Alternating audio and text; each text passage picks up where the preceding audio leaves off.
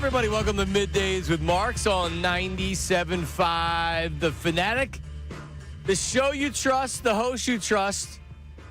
No Ray today, as Ray is departing for the Bahamas with the Lady Owls. So in place of Ray is very accomplished Patricia Caputo producing today. Good morning, Trish. Good morning. Thanks for hyping me up. Of course. So you have to live up to that reputation now. Caputo. Try my best. And the co-host today in the number 2 chair is one Jason Martinez. Hello, Martinez. I'd like to go to the Bahamas as well. Where is he at in the Bahamas? Is that what's the main town? Nassau. Nassau, yeah. Is that's where they are? I'm assuming that's where they are. We didn't have that conversation, but I don't know where else they'd be. Yeah, Mikey Miss and I, we went to Exuma, the Bahamas. It's a little island on the side. With as a promotion? We went there as a show, yeah. How was that? It was great. Till I beat him in golf. Oh, then it wasn't great. It wasn't great anymore. Yeah, so that's where Ray is. Ray actually he won't be back till Tuesday. Wow. He won't be back on the show till Tuesday.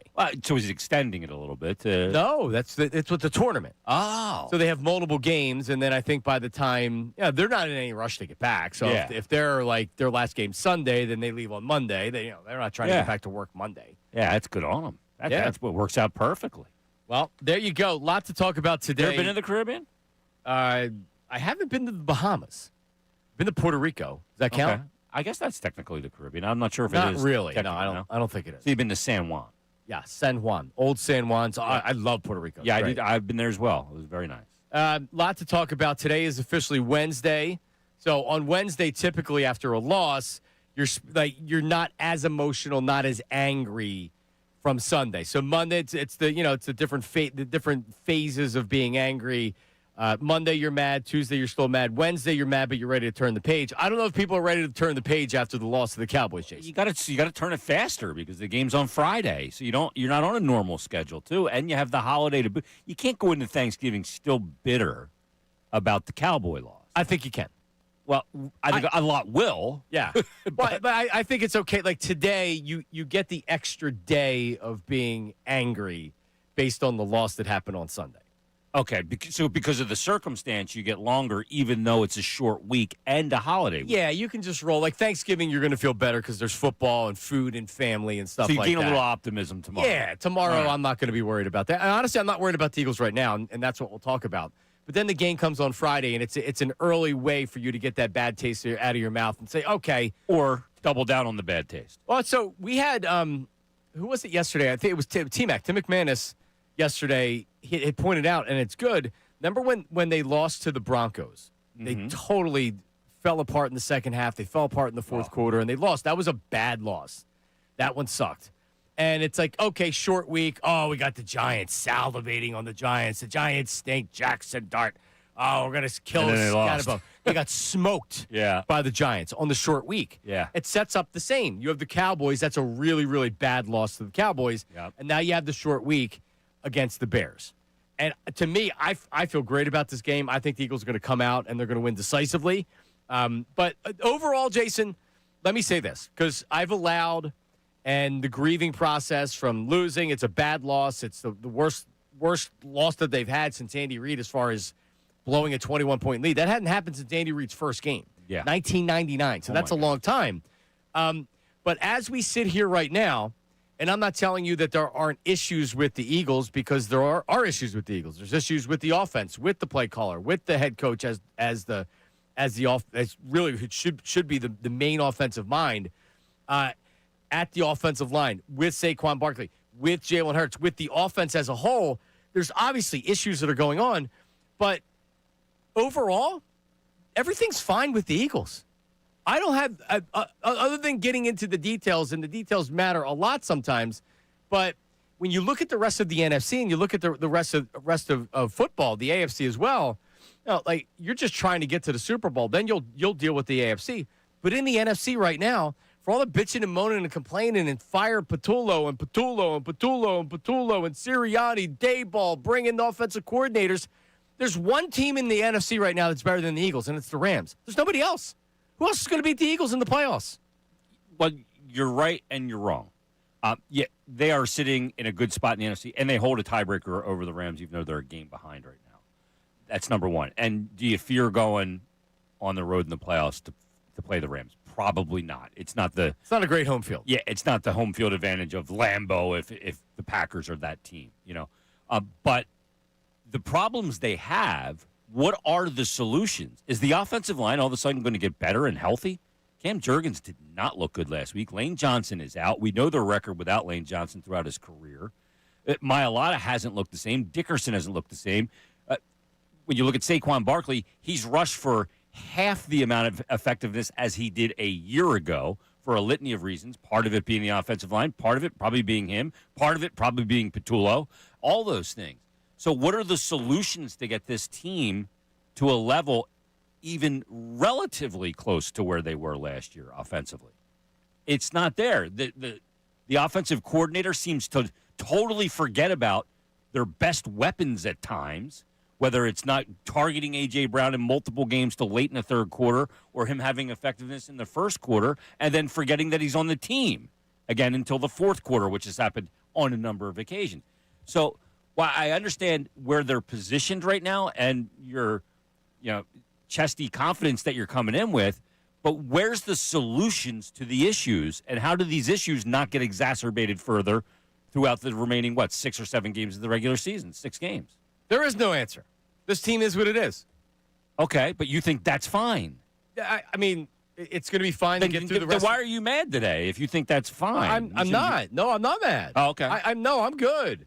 I'm good. I'm still annoyed that they lost to the Cowboys. Those types of losses, even though it was 21 points and they hadn't lost a game like that in a really long time.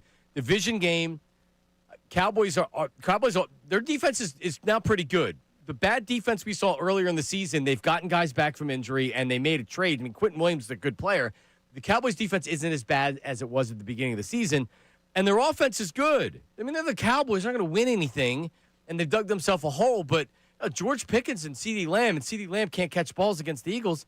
They're good players. Yeah, Pickens was great. Their offensive line is now healthy, and their offensive line is good again. Dak Prescott, say what you want about him. He's still an above-average quarterback. He's firing the ball. He's throwing the ball down the field. He's the all-time leading passer for the Dallas Cowboys. So, bad loss because you blew a 21-point lead, and there's reasons why you did it, and there's people to blame and to be angry at. But ultimately, is that the worst loss in the world? No, they're 8-3. Well, they haven't done it since '99, so it's not good.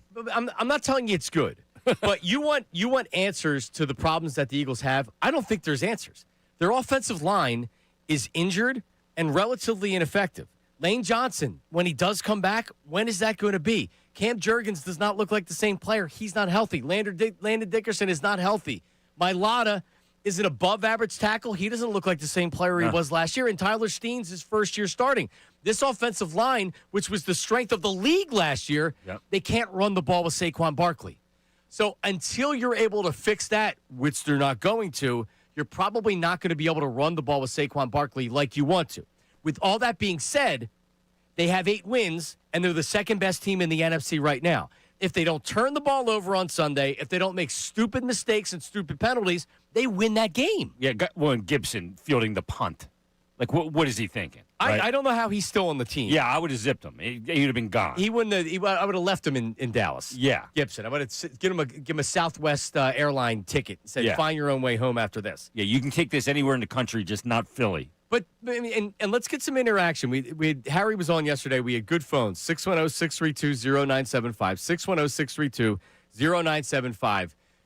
When you get into the weeds or you look at the micro of it, yeah, of course the Eagles have issues. They have issues on offense. They have issues with the offensive line. They have issues with the quarterback. They have issues with the play calling, right? I get it. The head coach has got issues, too. These pre-snap penalties will drive you crazy. They're the second-best team in the NFC. And they're not losing. They're not going to, unless they fall apart, which I do not expect them to. They have to stop with the bad penalties. You look at all the penalties that even if one of them, if Fred Johnson doesn't have the illegal use of the hands to the face, that ball's at the 12-yard line. If they don't line up with an illegal formation, Matt Pryor, that's a game that you're at the 40-yard line. There were so many opportunities. Zach Bond drops an interception right in his hands. Next play, 48 yards to CeeDee Lamb. Yep. They had so many unforced errors in the game, and that's not how this team wins. So if they can't clean that up, Jason, you're right. They could lose to almost anybody. But we have to hold them to a higher standard. And the standard just can't be, well, they're the second best team in the NFC, because it's not about that. After winning the Super Bowl, it's about repeating. It is about that, though. Because if you get to the playoffs, then it's like, okay, who's going to beat you? The Rams? Okay. Yeah. Well, Rams can beat you. Absolutely. Well, the Giants beat them, Denver beat them, and Dallas beat them.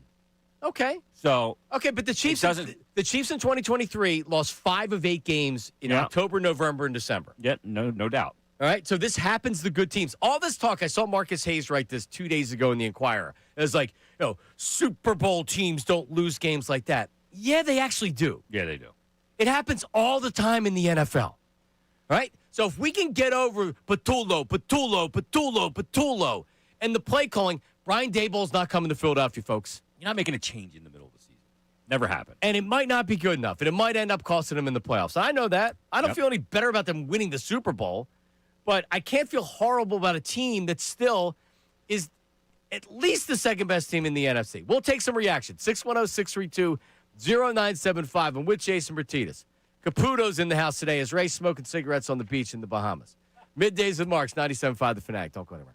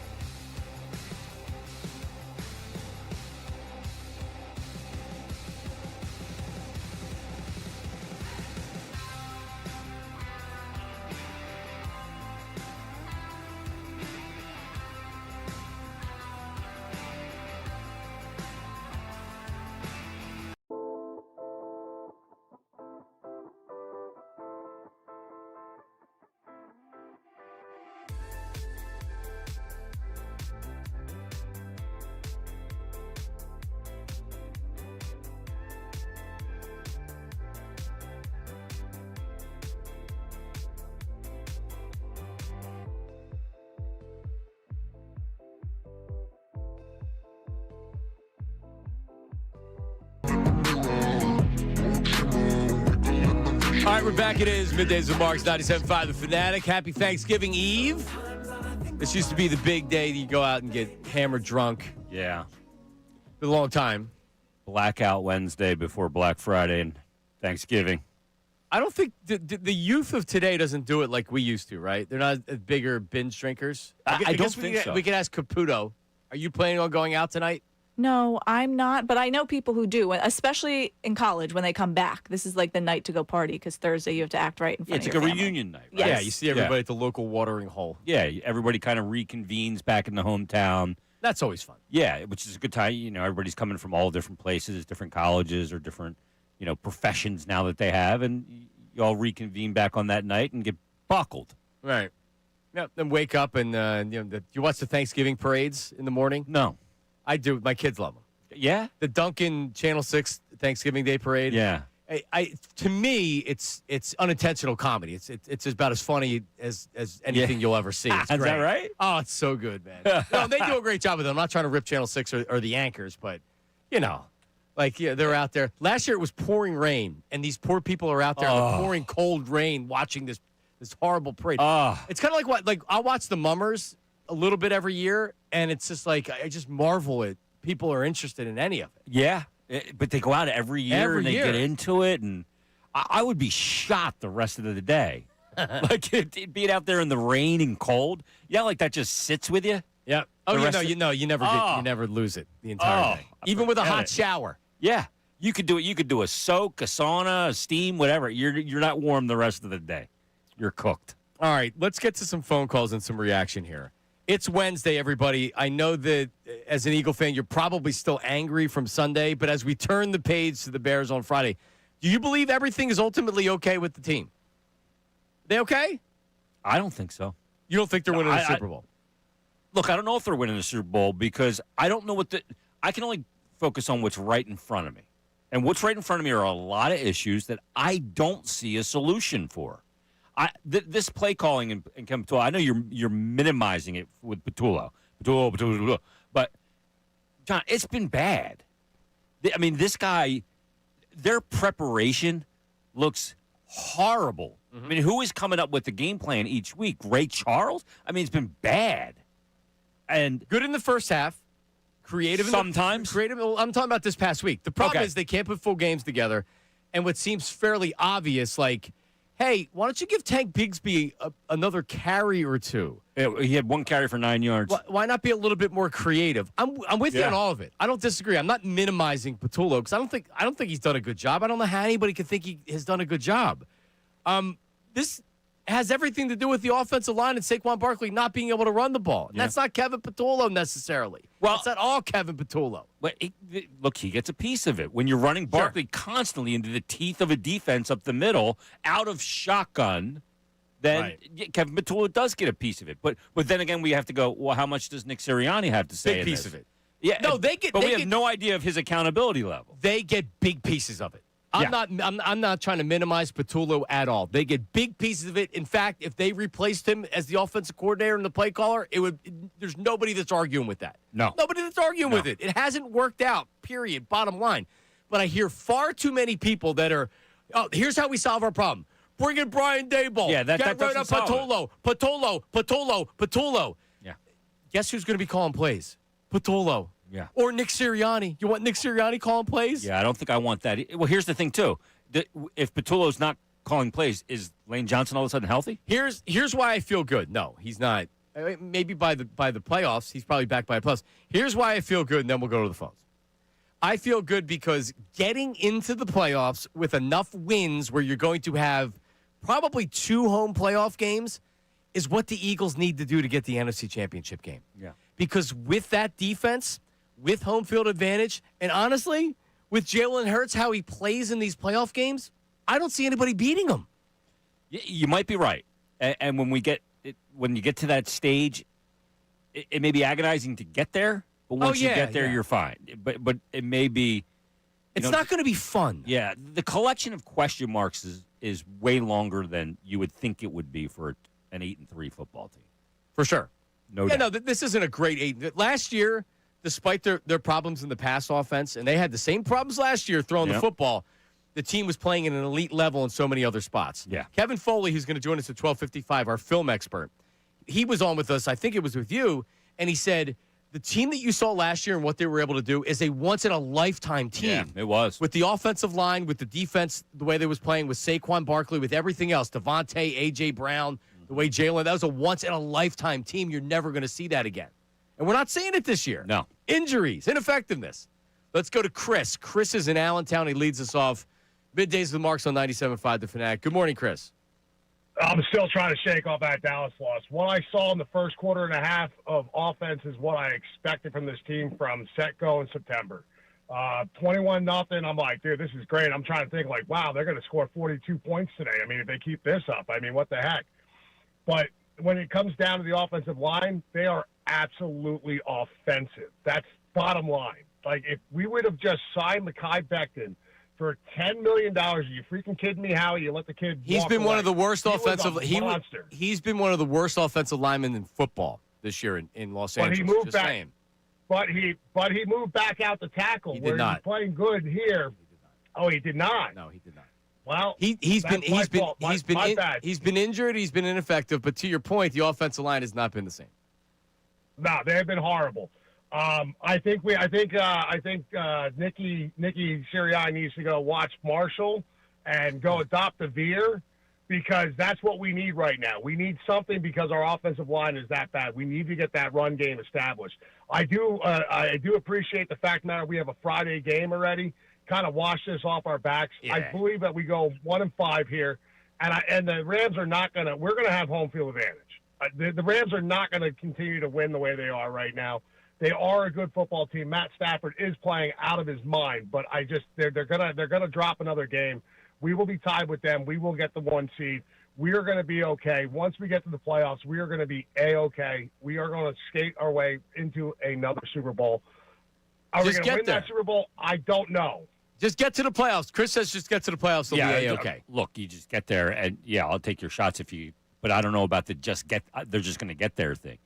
I think he meant to say they were going to go 5-1. 5-1, yeah. Okay, so 5-1. You buying that they go 5-1? So the Bears this week have won 8 of their last 9. On the other side, we will discuss that. We can look at because by the way, I've looked at the Rams schedule. Ain't tough.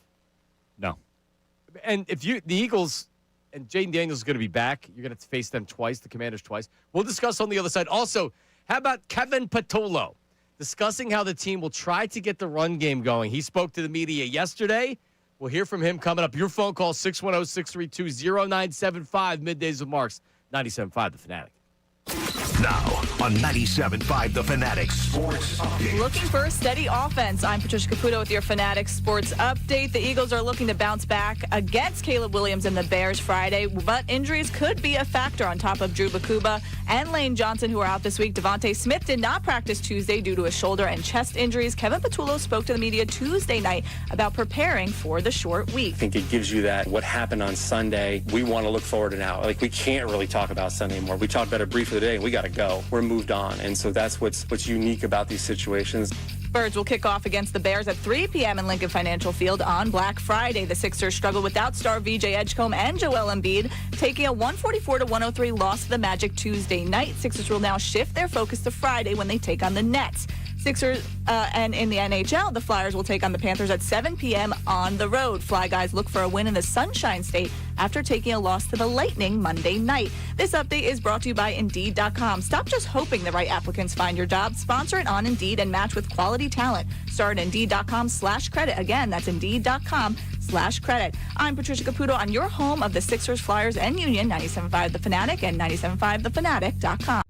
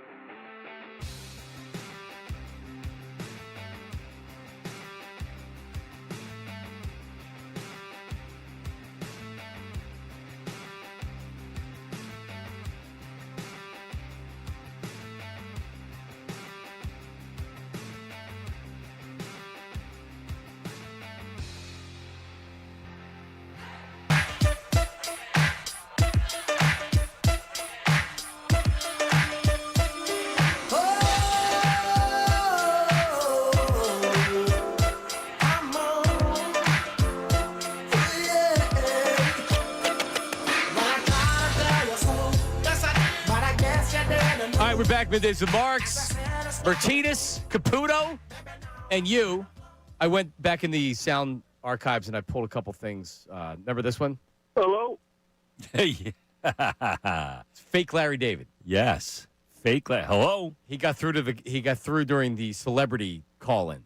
And it was an imposter. So Mike set it up. Goes, oh, one of the great TV shows of all time. Larry, is this really you? And he gets a Hello? he goes, Yeah. and he goes, this isn't Larry David. Yeah. How did he get past that crack staff that was back there screening? Who, D. Kamara? I Yeah. don't know how he possibly got past him. Is this Larry David? Anyway, You wouldn't know Larry David from yeah, what's he from? Larry David. Was he on Happy Days? Is that where Larry Yeah, David's from? exactly, yeah. All right, so Eagles from Chips. here on out, right? Chip. Oh, that's an underrated show. So home against the Bears. Win? Um, Oh, stop. they've won 8 and 9. They've been good, but to play along with your game, I'll say. No, I don't want you to play along. I want you to give me I your don't pick. know. I don't know if they win the game because you got to play more than a half, and I just don't know that they're going to. All right, so final score on Friday. I predicted on the Locked On show. I said it would be. I think I said like 18 to 16 or something, like some weird. They score. win. They don't cover. Yeah. So just to note, Tim McManus, I asked him, and he said, he's like, I want to get in the locker room because he's like, I want to get in the locker room and see what the vibe is before I really give an official pick. Yeah. Because if you go in the locker room and it's like, there's something, because You can feel that weight. you can feel it. Last week, the offense was very tight, and the defense was how the defense normally is, which is loose and everybody's Yeah. having fun. You go in this week, and AJ looks like that he's got a problem, and everybody's kind of robotic and not saying much. It could be an thing. Yeah. Well, AJ seemed fine after the game. He did. So I don't worry about that aspect of it.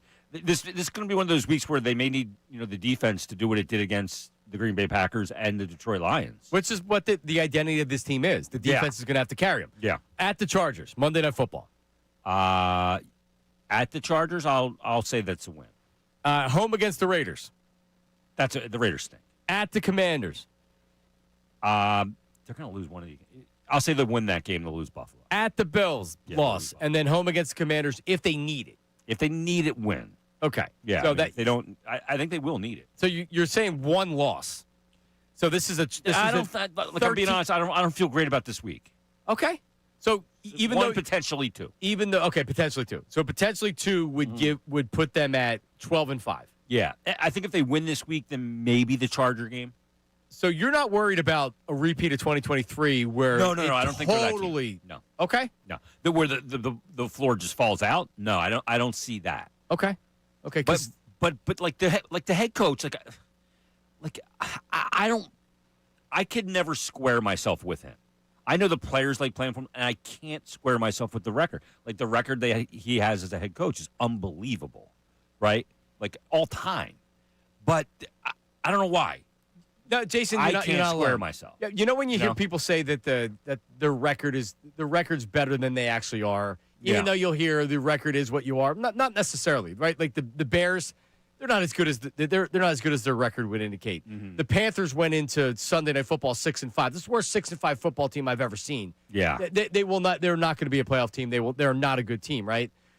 Nick Sirianni, I think a lot of people would agree. And I don't know what else he would need to do other than go back to another Super Bowl. He's been to 2 Super Bowls in 3 years, so you know that there's something to it. Yeah. But people are still like, yeah, I don't know. Like, I'm still not totally sold on him. Yeah. Well, they look at it, they say, well, the general manager's giving him every tool in the shed. And, yeah, that's part of it. But he's also had flipping coordinators every year, too. Right. And it's hard to put a finger on because he doesn't call plays. He is the manager, you know what I mean? And he does a great job with it. Well, not so much this year. Like, this is one of those things where I go, well, why the repeated pre-snap penalties all friggin' season? Is that on him?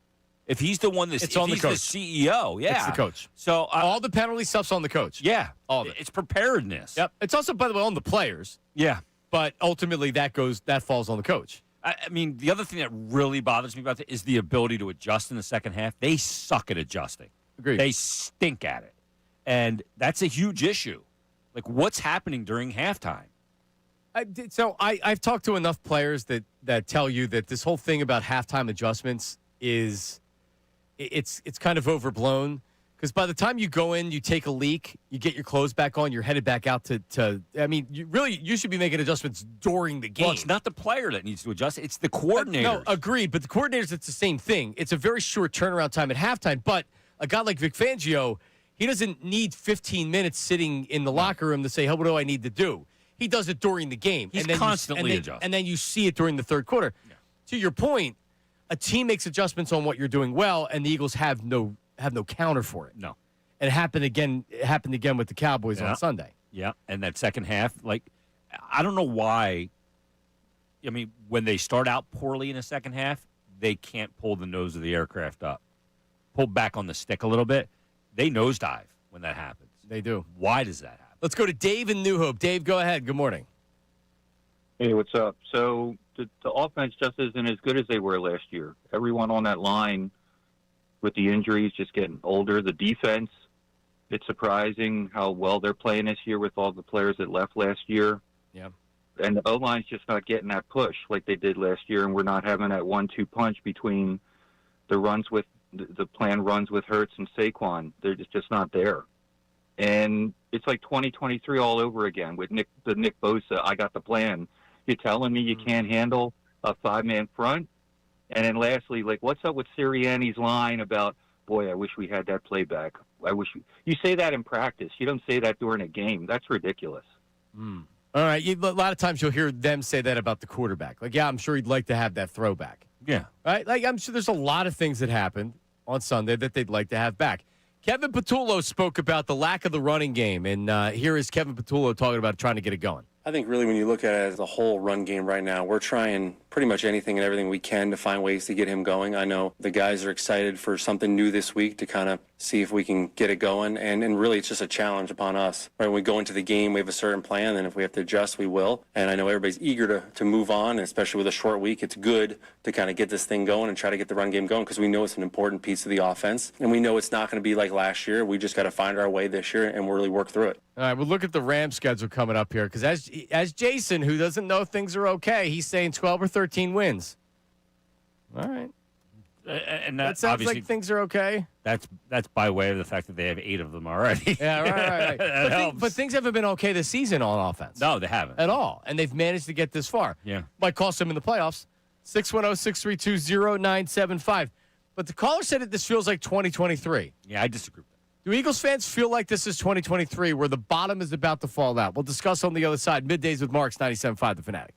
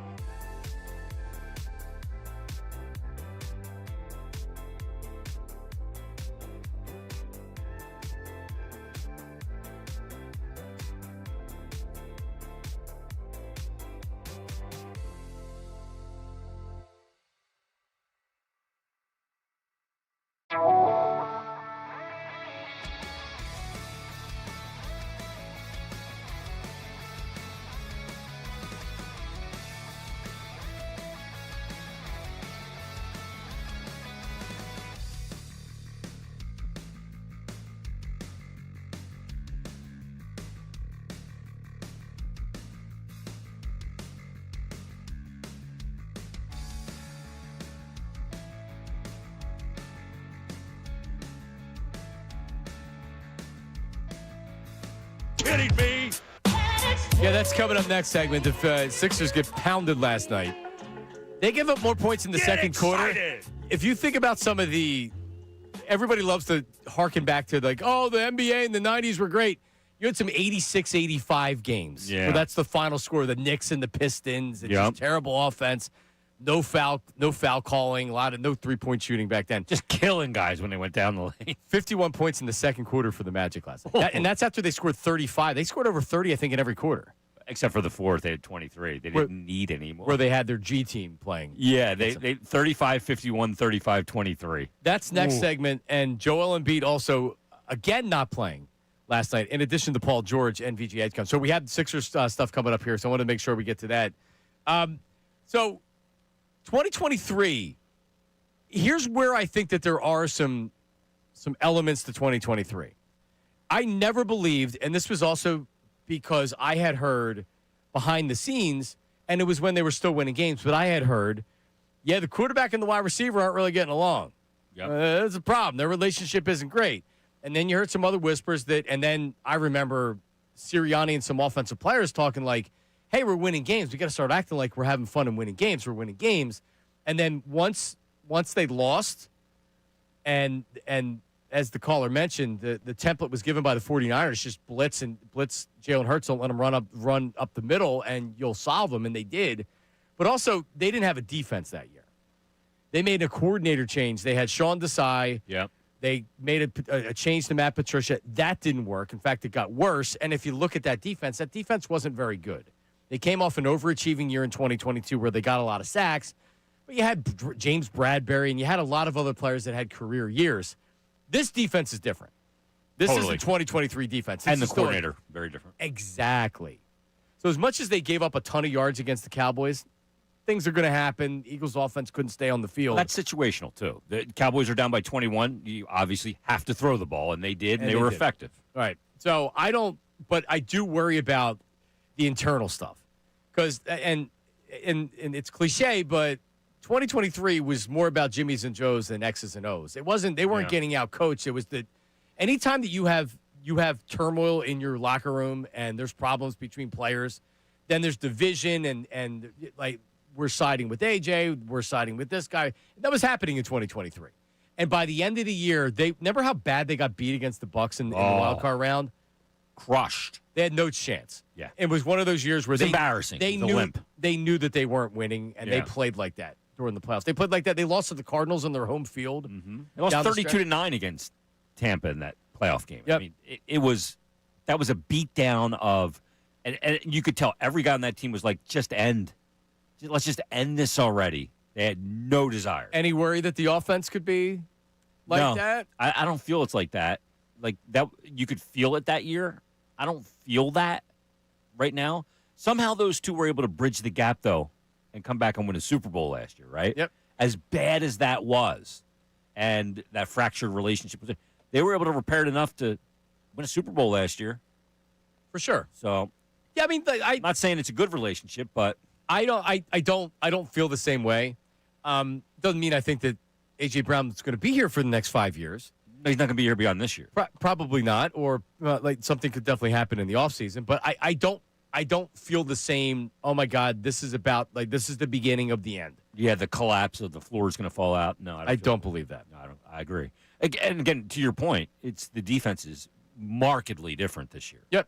And Vic Fangio, I mean, look, you're coming off of 2 games prior to the Cowboy game where you held the Green Bay Packers at Lambeau, to 9 points? 9 points, and then, I mean, it was a total of 16 points, I think, over the 2 weeks. Or was it Detroit that was 9? Whatever it was, they held them both under. And then, I mean, honestly, holding the Cowboys at 24 points. Yeah, it was 7 and 9, so it was 16 total points. It's good defense. Yeah, it's rare to see that. Yeah, it's a good defense. We saw it last year as well. So the Rams have the Rams are 9-2, so they have a game on you, but you hold the tiebreaker. So all you got to do is finish with the same record. So let's take a look at the Rams' schedule here. All right, at the Panthers, and the Panthers just played on Monday Night Football. They stink. That's a win for them. So one of these games, the Rams are going to come out flat because they flattened the Bucs last week at home. flattened them. It was 31-7 at the half. They didn't even try in the second half. Yeah.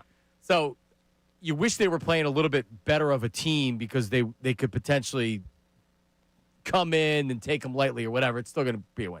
At the Cardinals. That's a win, too. Home against the Lions. They're going to split the Detroit game and the Seattle game. At Seattle, so that's one loss. Yeah. At the Falcons. And that's with Kirk Cousins at quarterback. It's going to be a win. And then they may slip on one of these games, though. So one loss, maybe two. Yeah, like I could see them slipping on one game of the Carolina, 2 games against Arizona. What's that line this Atlanta. week? Wonder if that's a Carolina line to where it's people. Because it is on the road. You know what happens? When everybody's saying you're the greatest thing in the world. Yeah. And you're coming off Monday Night Football, you smash the Bucks. Oh, what a great! And then you go play Carolina. They suck, and you go in there flat because Carolina's beaten some good teams this year. Yeah. They won in Lambeau. Did they tie the Cowboys? So they had a couple good showings, even though I don't think they're good. But to me, I'm so not focused on the number 1 seed because I just don't think the Eagles are getting the number 1 It's seed. only 3.5. Is it 3.5? Oh, wait, no. It's 10. 10.5 on Said it on opened at Parks. 3.5, but it always opened. Yeah, 10. All right, so that's a Rams line. The Rams may not lose a game the rest of the season. If they lose That's one, a huge number. if they lose one, it's going to be 1. And it'd be great if they lost 2. I think that you have to focus more on getting that number 2 seed, winning these games that you need to win, getting the number 2 seed, and then anything can happen. Yeah. Anything can happen. We saw it last year with Detroit. Detroit loses it on their home field. The Rams are as talented as the Rams are, and I think they're the best team in football. You don't know what's going to happen once the playoffs start. And Matt Stafford's look great, but so the Rams are still the team to beat. I thought this for weeks. But who else in the NFC would you even concern yourself with right now? I mean, Detroit, to some degree, they've been reeling of late, obviously. And that's likely to be on at home, not on the road. Yeah. And Detroit, Yep. in January with Goff, Lincoln Financial is a lot different than. Well, I mean, not even in January. Look at November. But yeah, no, exactly. Yeah, I mean, and I don't believe in Green Bay as one of those really high potential teams, and I'm not sure about Chicago. I mean, the fact of the matter is Chicago's won 8 out of 9. They started out 0-2. So, how legit are they? I mean, you look at Chicago and you go, well, there's not like one guy that really pops out. They're kind of a sum of the parts offense. Yeah, I mean, when you look at their point differential, they're minus 3 point differential. Yeah, which is a little alarming. Ben Johnson's done a great job. They're fluky. So, Yeah. So do I think the Packers could come to Lincoln Financial Field and beat the Eagles? I do, but I don't. The Packers? they You can, think Jordan Love? I'm not telling you it's likely. I'm just saying if we're looking at a team that we all agree is flawed, like I think there's a chance that they could come and win. I don't think he's coming in here and beating Vic Fangio. So I think Fangio just messes with what's between his ears. But Buccaneers, no. Seahawks here, no. Niners, and they were not impressive. Brock Purdy looked terrible. I don't know. All right, so maybe the Packers. I agree with you. The Lions are a good team. I agree with you. The Lions have a ton of talent. Yeah. On the road, I don't buy it. And there's not really anybody else that's going to be in the playoffs, right? The Lions right now aren't in the playoffs. So Rams, Eagles, Bears, I don't buy. Buccaneers are really struggling. Seahawks on the road, I don't care for. The Packers, I mean, they have a really good defense, and that's why I think I say the Packers. The Niners and the Lions. And that's all, the only teams in the NFC. So as much as the Eagles are struggling right now, it is not a great NFC. No. All right. And that's to the Eagles' advantage. It is. All right. No doubt about it. We have coming up, we have the 76ers. They got slaughtered last night, but maybe more importantly, what is going on with Joel Embiid? And Paul George didn't play last night as well. We'll hear from the head coach on Joel Embiid. What is going on with him? And it's also Thanksgiving. You hosting Thanksgiving? No, we're going to my brother-in-law's. All right, we'll discuss some Thanksgiving stuff as well. Can't wait, by the way. Middays with Marks, 97.5 The Fanatic. Now on 97.5 The Fanatic Sports Update. Looking for a steady offense, I'm Patricia Caputo with your Fanatic Sports Updates. Eagles are looking to bounce back against Caleb Williams and the Bears Friday, but injuries could be a factor on top of Drew Makuba and Lane Johnson, who are out this week. Devontae Smith did not practice Tuesday due to shoulder and chest injuries. Kevin Patullo spoke to the media Tuesday night about preparing for the short week. I think it gives you that what happened on Sunday. We want to look forward to now. Like, we can't really talk about Sunday anymore. We talked about it briefly today, and we got to go. We're moved on. And so that's what's unique about these situations. Birds will kick off against the Bears at 3 p.m. in Lincoln Financial Field on Black Friday. The Sixers struggled without their stars, VJ Edgecombe and Joel Embiid, after taking a 144-103 loss to the Magic Tuesday night. Sixers will now shift their focus to Friday when they take on the Nets after their elimination from the NBA Cup. In the NHL, Flyers will take on the Panthers at 7 p.m. on the road. Fly Guys will look for a win in the Sunshine State after taking a loss to the Lightning Monday night. This update is brought to you by Mercedes-Benz. Despite wintry conditions and heavy traffic, holidays must go on. That's why Mercedes-Benz SUVs comes with the latest safety technology. Find incredible offers at Mercedes-Benz Holiday Love Celebration. I'm Patricia Caputo on your home of the Sixers, Flyers, and Union, 97.5 The Fanatic and 97.5thefanatic.com.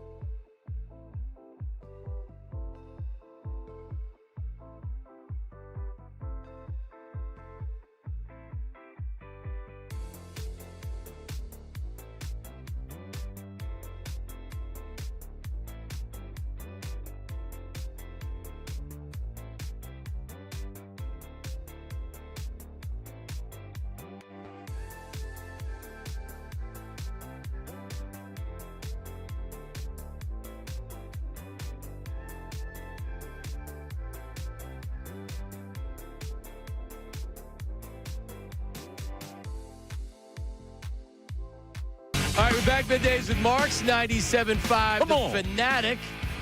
Now you're waking me up, Trish. Way to go. WPEN, HD1, Burlington, Philadelphia, a Beasley Media Group station broadcasting live from the Comcast Business Studio, powering possibilities. Sixers conversation in a second. Thanksgiving is tomorrow. I used to every year go to my high school's Thanksgiving Day game. Turkey Bowl. It was I went to Upper Moreland. Happer Horsham was one of the longest rivalries in southeastern Pennsylvania, and then they stopped doing it. Well, they don't play anymore? Upper Moreland, because we became good at football, and Happer Horsham's not good at football. Oh, But- so they didn't want to just kick the crap Well, out. no, because of playoffs and things like that. No, it's not that big of a disparity. Because of playoffs, they would have playoff games to where they'd have to end up canceling it because it was like they would have a playoff game on Saturday. Yeah, which like you can't. yeah. So they stopped doing it. Now they play in like August, or this year they played in September or October. So they don't have it. That would be every year I would go. Yeah. Even as it an was like adult. a reunion. It was awesome. Yeah. So they don't do that anymore. Yeah. But that sucks. I wake up and we watch the Dunkin' local parade in Philly. yeah. And then we do then I'll pop on the Macy's parade up in New York Yeah. with the kids. Yeah, see, I won't really get into all that. I used to go to the high school game too, but I don't think my alma mater plays Henderson anymore. I graduated from Westchester East, and they would play Westchester Henderson every year. But now there's a third high school where my daughter goes, Westchester Ruston. My son went, but so I don't know who plays who anymore. I just know that I can't wait for Thanksgiving. I missed all of this last year. So November 24th is when I was taken to the ER last year. And things all kicked off, and I was very sick at that point. So I missed all the holidays last year. I went to it, but I was not in good shape. I couldn't, strap on the bag, the whole thing, the feed bag, And so, and I completely missed Christmas. I was diagnosed 3 days before it. So I'm looking forward to this year, just being able to go over and, watch enjoy the it. game. It's a good family holiday. I'll tell you that it really is. That the food, while the food's fine, it's also extremely overrated. For the amount of work you put in to put together a Thanksgiving, and we're hosting at my house, so I had to do the whole thing. The amount of work you put in cooking the turkey and having to come up with a recipe and brine it and stuff it, and you have to do this side and that side. Just the amount of time it takes to cook. Jesus, God. It's fine. Yep. I liked it. It's not that good. No. It's good. All you need to know is you have it once a year. For good reason. You know what I mean? And you're right. There's a good reason for that. But I'm looking forward to it.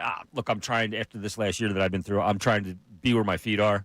You know what I mean? Because I've never been that. Are you that way? Like where you're always thinking about what you got to do next? You know what I mean? Sure. I've always been I can't wait for this. I can't stand the moment I'm in.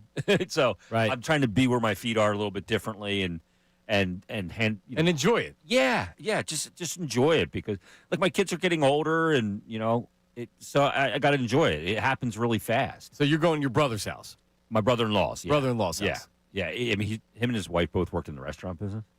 So they know what cook a they're good doing? spread. Yeah, the old lady makes a few things to bring over. The macaroni and cheese for the Chinese army that she cooks because there's so much. She cooks way too much. Yeah, I think I got a 28-pound turkey. Gee, who are you feeding? It's we don't have that many people. I think we have 16. So you're gonna be eating A turkey lot of sandwiches kids. for like a But month. So here was the problem, Caputo. Here was the problem. When you Google and you say how big of a turkey do I need to get for such and such half people? pound per person. Yeah, it was like 21, 20, something like that, 22, whatever it was. And the birds at Wegmans were 18 or 19 pounds. Yeah. And then you had to go all the way to 28. There's no in between. No way. You didn't have a tweener? There was. You need a tweener at the 3. So rather than wait, I bought the big one, and now I'm almost considering going today back to Wegmans to see if there's another bird I can buy, and then donate the 20. I just don't want this. You could get the 18-pounder. You'd be fine. You just won't have as much leftovers. I know, but that's the other thing. I love the leftovers. Yeah, but you're not eating all those leftovers. I mean, a lot of them. You can. You can make it work. Yeah, you can make a turkey soup out of it. Turkey sandwich. Yeah, I turkey know. sandwich. Oh. That's what I do. Yeah, but you still end up throwing a turkey away. Regular bread when I use the low-carb bread because I'm diabetic. We do not throw turkey away. There's enough people to take it home. My parents take it home. I like the turkey sandwiches with Miracle Whip. Miracle Whip? Oh, yeah. What are you, a communist? Miracle? Who the hell Yeah, gets no. excited about Miracle No. Whip? No. What's wrong with Miracle Whip? You got to go Not Hellman's. wrong with Miracle Whip. I could, in fact, You're the only one keeping that company in business. I got the coupon for 2 for $6, so I bought 2 Miracle Whips last time I bought Miracle. Oh my Oh, God! it's so good with turkey. Miracle Whip. Yes, I Give me some Helmondo. I had 2 turkey sandwiches this week with Miracle Whip. I pack it up and I bring it in. Why not Hellman's? Shukri in the back says Miracle Whip is gross. It's not. Well, so I'm not a big mayonnaise fan. I can do light mayo, and then I would put salt and pepper on top, and I could do that. It just tastes better with the Miracle Whip. Oh, I'm out. You can't use it for everything. It's not good for. I wouldn't make a potato salad with all Miracle Whip. Maybe put a little bit in there for some tang. You wouldn't even know it's there. You But did, yeah. you did Miracle Whip with cold cut turkey? Yeah, with cold cuts. That's even worse, I think. But no, it's delicious. It's not. And if I didn't have it, I'd be perfectly fine putting a little bit of light mayo and then salt and pepper on it and boom, and some cheese. I don't when I do turkey sandwiches with Miracle Whip, there's no cheese. If I do regular turkey sandwiches with mayo, I need cheese on it. Otherwise, it doesn't taste right. Oh my goodness. Yep. So that's why I was okay with the 28-pound bird, Trish, because I love the leftover turkey sandwiches. With Miracle Whip. With Miracle Whip. And also, by the way, heating it up with gravy and the other sides. Yeah. I bought 4 pounds of green beans for a fresh green bean casserole. Yeah, well, I did that yesterday as well. Bought the tin to put it in and everything. 'cause my wife Moldable makes that. stuffings. Yeah, and you have the French fried onion rings on the top Correct. of it. I which bought is a big thing of great. that. The cream of mushroom soup. I needed to actually go to Target to get the cream of mushroom soup because they were sold out The Wegmans? at the Wegmans. So I Wow. needed to go right to Target. I pivoted right to Target. I ordered it while I was still in the store. I'm a big fan of the Wegmans. You go to the 422 one? Correct. Yeah. It's a In great Carlsbad. story, yeah. So what's your favorite side dish? It's the green bean casserole. Me too. Yeah, I love the green bean casserole. Like, mashed potatoes are great, but you take it. Look, you don't get pumped up for mashed potatoes. No. You know what I mean? Because you can eat them whenever. Yeah, and like you can't F them up. I have an admission with mashed potatoes. Caputo, you're obviously Italian. So do you have a big Italian Thanksgiving? Are you doing? We're Menegans, so we're having the standard white person. You got like a stuffed shell. We actually do a standard Thanksgiving too. Like we throw in mac and cheese. That's kind of normal though, and then the turkey, the stuffing. Yeah, but during the day you got an antipasto, right? Oh well, during the day we eat. I think that's the biggest difference. Like some people, we're gonna wait till 4. I Like, don't do that. We're No. eating a sandwich or something before we have football to play outside. Cheese, salami, pepperoni. I need all the cured Yeah, the cheese meats, tray. all Yeah. the cheeses. That's you know what? That's probably my favorite part of Thanksgiving. It's Is the picking. Yeah. Yes. Yeah. You're Yep. grazing. You're picking. Yes. That nice mustard to put the cheese in. Fresh mozzarella with Buffalo with, mozzarella. Oh Mozzarella, man, with the spices and the look. cracked salt on Gabagool. top. Over here. There you go. No Miracle Whip though. All right, so here's another admission. No, you're not a and, miracle. and then we'll move on. And I have out. John Kincade, who's very offended with my my Miracle Whip take. But so rightfully so. making mashed potatoes is a chore. It's heavy lifting. Got to boil the potatoes. Got to peel the potatoes. You got to get the mixer out. When you're making mashed potatoes for a lot of people, that's a lot of work. So last time we hosted, I think, which was maybe 3 years ago, I bought they come in they come refrigerated in like the package. The Bob Evans? The Bob Evans. Yes, I love the Bob Evans. I bought 4 or 5 Bob Evans, and we didn't tell anybody, and we And you just threw it scooped in them the out? pot. That is a total bait and switch. And you know what people said? These are delicious. They damn right they did. You got to send me your recipe. I didn't get asked for a recipe, but people were like, these mashed potatoes are really good. And I'm like, yeah, they are, aren't they? And we didn't tell anybody, right? But this year, we're not doing the Bob Evans. What are you doing? I bought a the box. Bobo bread? I bought a box of Hungry Jack instant mashed potatoes. Yeah, the flakes. Now I can even admit, like I like the Hungry Jack. I'd like to be able to produce a more authentic mashed potato. I just don't have it in me. And my wife said, just get the instant mashed potatoes. Who cares? And I said, you know what? Deal. Yeah, I'm in. They taste good. They taste good enough. They're good. Caputo, what do you think about that? No. My sister will make the mashed potatoes. She does a fine job. She puts in the work, and we all thank her for it later. There you go. You know what's a good item? The red skin mashed potatoes. I don't know if you're allowed to say that anymore. Love it. Yeah. Well, yeah, the Red Bliss, Bliss mashed potatoes. Because you don't have to peel. Well, you And peel you- slightly. Well, A little bit of peeling. I just mash. I have one of Really? those mashers. You just kick the crap out of it. Huh. It's like a pogo stick. Yeah. You just stick it in a I huge love bowl. I love the with the red skin in it. Oh, yeah. Oh man, Very good. Some sour cream you mix in there, the whole thing. And lots of butter, and they come out great. Need lots of butter. So we're having mac and cheese. We're having mac and meat, which is being made by my father-in-law, who is Egyptian. It's one of his Mac recipes and meat. he makes. Is this like elbows and meat? It's ground beef, and he puts it all together. It's like layered. It's almost like a lasagna, but it's a macaroni lasagna. Chef Boyardee? Or? It's ethnic. No, it's very good. It's very Okay. good. And then we go to desserts. Now, this is the one thing I love about Thanksgiving. And I can't eat a lot. I shouldn't eat a lot of desserts because of the diabetes. But a pumpkin pie, are you kidding me? A shoe fly pie. I used to go when I lived in the city, or last year I was working at PHLY, and we were broadcasting from the Reading Terminal. Yeah. I just spent $100 on pies. I Yeah. just got in line at the Amish place down there, and I bought a chocolate shoe fly pie, a regular shoe fly pie, a French apple pie, a couple my pumpkin God. pies. I showed up with $100 in pies. Wow. I'll be going to the Amish market after the program today in Westtown and picking up a cherry pie. Oh, I love a cherry pie. so you go cherry pie, She's my cherry pie. like Warren. She's mine. Yeah. Caputo desserts? What desserts are going on in your house? I do pumpkin. My sister showed me the fridge, opened it up, pumpkin vanilla ice cream was in there. I was like, great, I don't have to get anything. I do apple too, but I think I like the pumpkin better. I love pumpkin pie. Do you ever see Love the it. pumpkin pies at Costco? I don't go to They're like Costco. this big. Do they have like a Oh my big God. sheet? It's enormous. Do they really? It is. That's a great idea. It weighs probably 14 pounds. It is Wow. insane. See, I need that. Yeah. Pumpkin pie, like you can get a above average pumpkin pie pretty much everywhere. Yeah, I don't Right? do the pumpkin pie. Really? Yeah, the only pie I'll do a little bit of the apple pie and cherry pie. I don't do anything else. What's wrong with pumpkin pie? I don't know. I don't like it. You just don't like it. Yeah. I'm not into the pumpkin. Oh, I could eat a whole pumpkin pie, especially if it's still a little bit warm. So- Hasn't been in the fridge. Been sitting with I like a warm with pumpkin pie candle. So you like the that smell, yeah. What about pumpkin spice latte, there, Trish? I don't drink coffee, so that's a no for me. I've never drank coffee, so There we go. Really? I've never tasted it. Not once? Never. He'd rather drink poison in that can over there, right when I eat it as well. Yeah. It's soda. Yeah, I just no, I've never done the hot beverage thing. You're not Tea. missing anything. Well, tea, you might be missing something. Coffee, no. I like the iced tea. You like iced tea? Yeah, well, I like the mix. I like the iced tea lemonade mix. Oh, so you go to Wawa and you Yeah, well, I get the find the Snapple half and jugs. half. Oh, they're good. That's a good item. Yep. Good item. All right, we'll get to the 76ers coming up because Joel Embiid did not play again last night. It's not even his bad knee. It's his other bad knee. And the Sixers got absolutely smoked. But now what's the expectation of this season with Joel Embiid? Are there expectations? Nick Nurse spoke about the injury before the game. We'll play that for you as well. 610-632-0975. It's Middays with Marks, 97.5 The Fanatic. The top.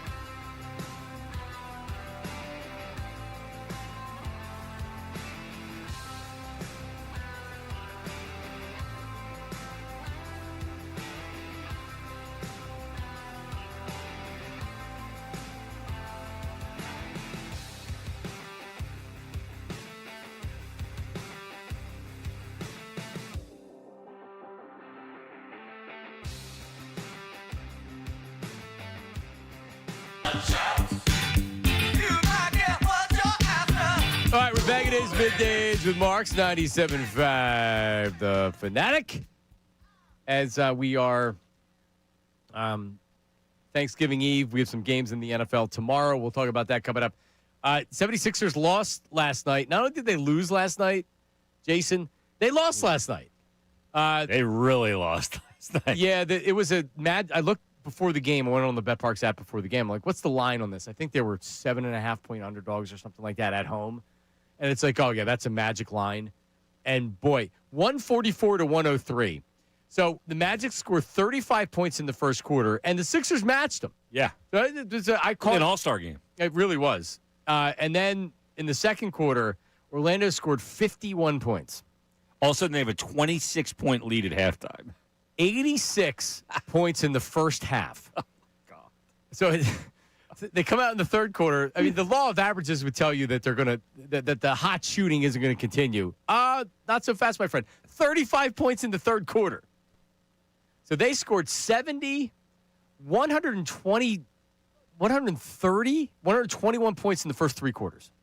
It was impossible. Yeah, it's insane. And then the 23 points in the fourth quarter, 144 to 103. The 76ers lose. I don't really know what there is to say about the game. I saw Andre Drummond was ready to fight somebody during the game. Sixers now 9-8 on the season. Paul George did not play last night because of an ankle now. And Joel Embiid did not play again as he's recovering from the knee thing. So Nick Nurse before the game is talking about Embiid and is he playing? Why is he not playing? Here's Nick Nurse talking about Joel Embiid's health. I guess it's obviously we saw Joe, shooting a shooter this morning. I guess kind of what happened between shooting and Yeah, just not quite there yet. I mean, you guys know that we said yesterday he practiced fully and he participated in most, well, I don't know, parts of the shoot around today, but just not quite there. Isn't he like swelling to your knowledge or anything, or is it just kind of something? Do not believe so. Yeah, do not believe so. I guess if he is not quite ready, do you know why he was upgraded to questionable in the first place? I guess I would say there was a chance he would be ready. And I think that's what we have to do, yeah. And I guess It was trending towards he was going to play, right? Yeah. And then I guess is there anything? Yeah, so you can tell that. Does it sound like he's walking on eggshells when he's answering those questions? Yeah, I feel bad for him. Because here's the thing. Can't win. A lot of this, and I don't know in particular in this situation what's going on behind the scenes, but last year, before the start of the regular season, if you remember, nobody knew anything was Embiid starting the season, what exactly was going on. And it was reported that Embiid's camp wasn't giving a lot of information, and they were more or less dictating what was going to happen. So the Sixers, essentially days before the start of the regular season, didn't know what the status was because they didn't have any information. Yeah. He's the one dictating it. So, of course, Joel Embiid's going to tell you or not whether he thinks he can play if he's healthy enough to play. But it sounds like to me Nick Nurse is worried about saying the wrong thing because in fear of upsetting Joel that you're going to say the wrong thing, or if he's not playing because he's very conscious. Joel's very conscious of what people are saying about him with his health. Yep. So he was trending to play, but then he's not playing. Well, why is he not playing? I don't know. Was there swelling? I don't know. What do you mean you don't know? All he knows is that the player said, I can't go. I went to the shoot-around. I was limited. I don't feel like I can play. Yeah, so what is it? So, look, he's in a horrible position, Nick Nurse, because he's the one that's got to stand up there every day. And answer the question. And answer the questions. And I mean, he's got no faith that he's going to be able to go or not be able to go on day one tour, and he could say it was trending in that direction or whatever, but he's in a horrible spot. Because you're right, he's got to be careful what he says because the player's obviously very sensitive to it. So he's in a no-win position. I mean, I don't know how you manage this all year. 8 straight games that he's now set out. He was at shoot-around. He's taking shots or whatever, but there's a lot of difference between taking foul shots and jumpers and wearing playing. Your practice uniform. Good. I just don't think he's going to be healthy enough to really play anymore. Period. End of sentence. Yeah. Full stop. Yeah, I agree. I don't. I mean, does anybody think that? And by the way, I saw our old colleague here at the Fanatic, Tyrone Johnson, had tweeted this out, and I don't know where people's heads are with Embiid, but he says he retweeted what Nick Nurse said, a cut of what Nick Nurse said, and he said many fans who are frustrated with Joel Embiid will begin to question if he wants to play if he doesn't play soon. I'm not questioning whether or not Joel Embiid wants to play. I don't think he's physically capable of doing it anymore. Well, I don't think he's physically capable of doing it if he's not perfect. You know what I mean? I don't think he wants to play unless he feels perfect. So he's not going out there at 75%. No, clearly, because he hasn't, and he doesn't want to play if he's not perfectly right, and he's not willing to play through it. That's clear. He's not going to play through something. Remember last year, he went out there, and they kept putting him out there because they were making that playoff push. Right? Playoff push, and Embiid clearly wasn't healthy enough to play. Or, like, if he was healthy enough to play, he wasn't effective. He looked horrible. Yeah. And it as it went on, more and more people are saying, what the hell are you doing? Why are you still putting him out there? Like, are you not say? And it seemed like the team was, no, he's actually healthy enough to be out there. He's just got to want to do it because you don't keep putting an injured player out there that shouldn't be out there. Yep. So it's definitely mixed messages. The team wanted him to play, but was that because desperation of, hey, we need to win games? And Embiid's because he wasn't good. He didn't look healthy out there. No, and he hears it, which is maybe why one of the reasons why he's not getting up there. Do you think it's out of line to question whether he wants to play anymore? It's definitely not out of line. Because he doesn't play through much. Whether I think he wants to play if he's healthy, which is never going to happen. Exactly. That's not going to happen. That is his reality. So here's my question. Are we asking him to go out with bad knees and bad everything else? Because now this is the other knee. This isn't he doesn't retire. This isn't the surgically repaired knee. This is the other knee. Yeah, because he's favoring the surgically repaired knee. So if he has a chronic knee condition with his knee that's already had multiple operations, this is the other knee that's keeping him out. Allegedly. Who the hell knows? Yeah. Honestly, maybe it's both knees. Like, at what point do you just say, all right, we're going to shut you down. So what's going to happen? You're going to wait 2 more games and then put him out there? How many games is he going to play before he's hurt again or he's not playing again? Yeah. I mean, what's the over-under amount of games he plays this year? 30? Well, how many has he 35? played so far? He's missed the last 8. They're 9-8, so he's played 9. Has he played all the games before that, though? No.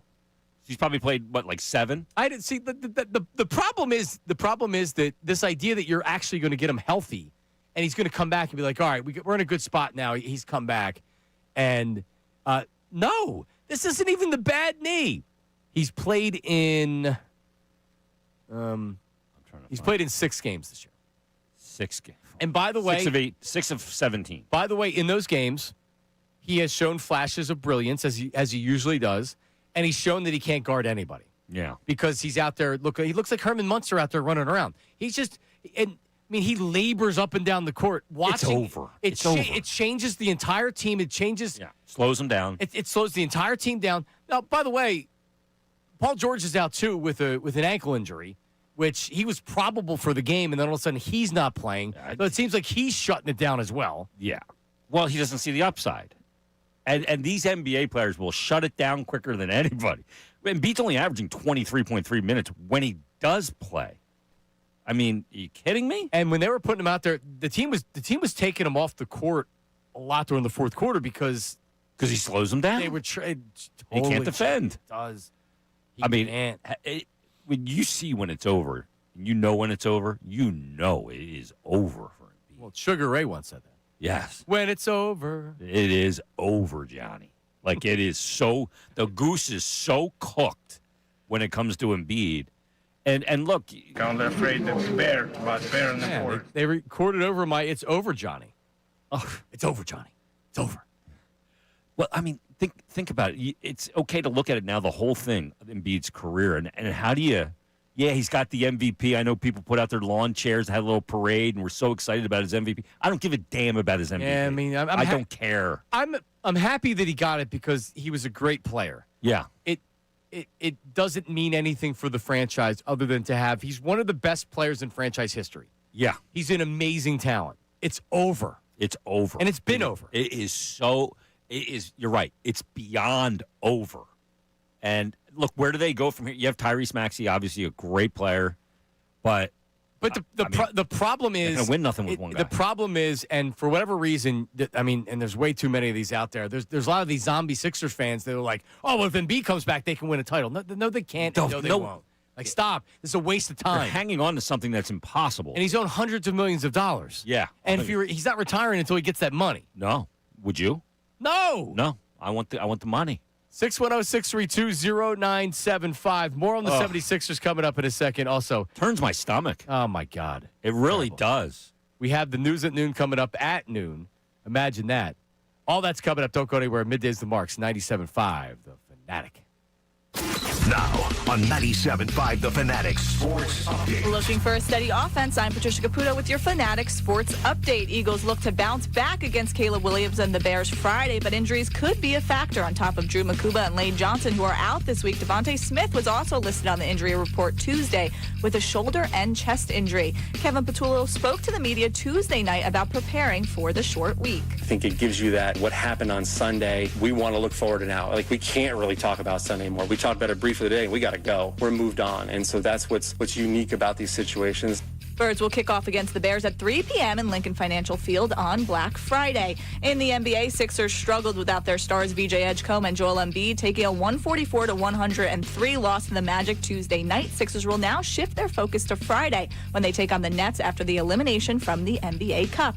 In the NHL, the Flyers will take on the Panthers at 7 p.m. on the road. Fly Guys are looking for a win in the Sunshine State after taking a loss to the Lightning Monday night. This update is brought to you by Mattress Firm. Score huge deals and better sleep at Mattress Firm's Black Friday sale. Their sleep experts will find the perfect bed for your unique needs. Mattress Firm, they make sleep easy. I'm Patricia Caputo on the home of the Sixers, Flyers, and Union, 97.5 The Fanatic and 97.5thefanatic.com.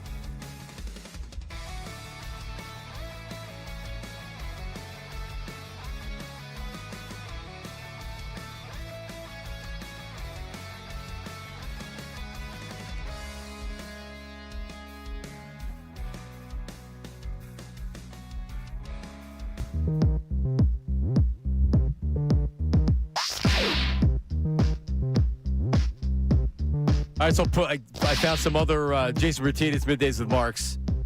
Patricio Caputo found some other old drops in the system. I have. Well, you heard this one last time. Never gets old. Puts me in a good mood right away. Doesn't it? It's awesome. This wasn't on anybody's board. I guess people stopped using it. Google me. Yeah. It's an all-timer. Yeah. And then Arthur actually called in this week. What? Correct. He sounded older and weathered. Wow. Surprise. He wouldn't give his location. Yeah. Have you ever met him in person? Yeah. Yeah. Multiple times. When you see him, you're kind of surprised. You're like, doesn't you look do? like you think he would look. Yeah. He's a string bean. Isn't that normally how it works? Yeah. The callers don't look the way you think they're going to look. No, neither did the host. Correct. There's one caller that looks exactly the way you think he thinks he would. Who's that? Herb from Northeast Philly. Is that right? Exactly the way. I don't spend any time thinking what he looks like. Herb, I don't think I've ever met him. I'll show you a picture. Yeah. No, you've never. Bernie looked like Bernie. Bernie did look like Bernie, but we also knew. I mean, that hair. Right? Herb, I got a text from Herb. He's at the eye doctor. He's getting his pupils dilated. He'll talk later, but he's giving his thoughts on the Eagles in the text message. Oh, okay. And is he driving the eye doctor crazy? What do you think? I think it's a safe bet. What do you think? He's one of those okay guys. Okay. Yeah, I think it might be on the board. Unless Ray didn't put it on the board and he just did it. There's also this one right here. No hot dog. Remember that? I remember that, yeah. This is Cho. You know they're still down there. Yeah, they are. Are you going down there for the hot dog? I have not went down there. Oh, you should go down and get one today. They had no hot dogs down there. Oh, geez. That's what she was saying. That's ridiculous. They had the ramen noodles, which is what I used to get. Oh, yes. A ramen noodle. That's Mike puking. Well, I remember that. I remember people having to clean that up. Just had some dry heaves. Yeah, well, I know. I was in for that one. Here's you remember this? I was like, Hey, yeah, beautiful hair. That's a Bruno Mays Tim McManus drop. Oh, I don't remember that. Yeah, That's before my time. Before your time, yeah. But when Mike had the heaves, though, that was I was like, what the hell is going on? Mike was the kind of guy that under no circumstance was he missing work. Yeah. And that meant if he was throwing up, he was coming into work and throwing up in the trash can. We had to replace a tile over there on the floor.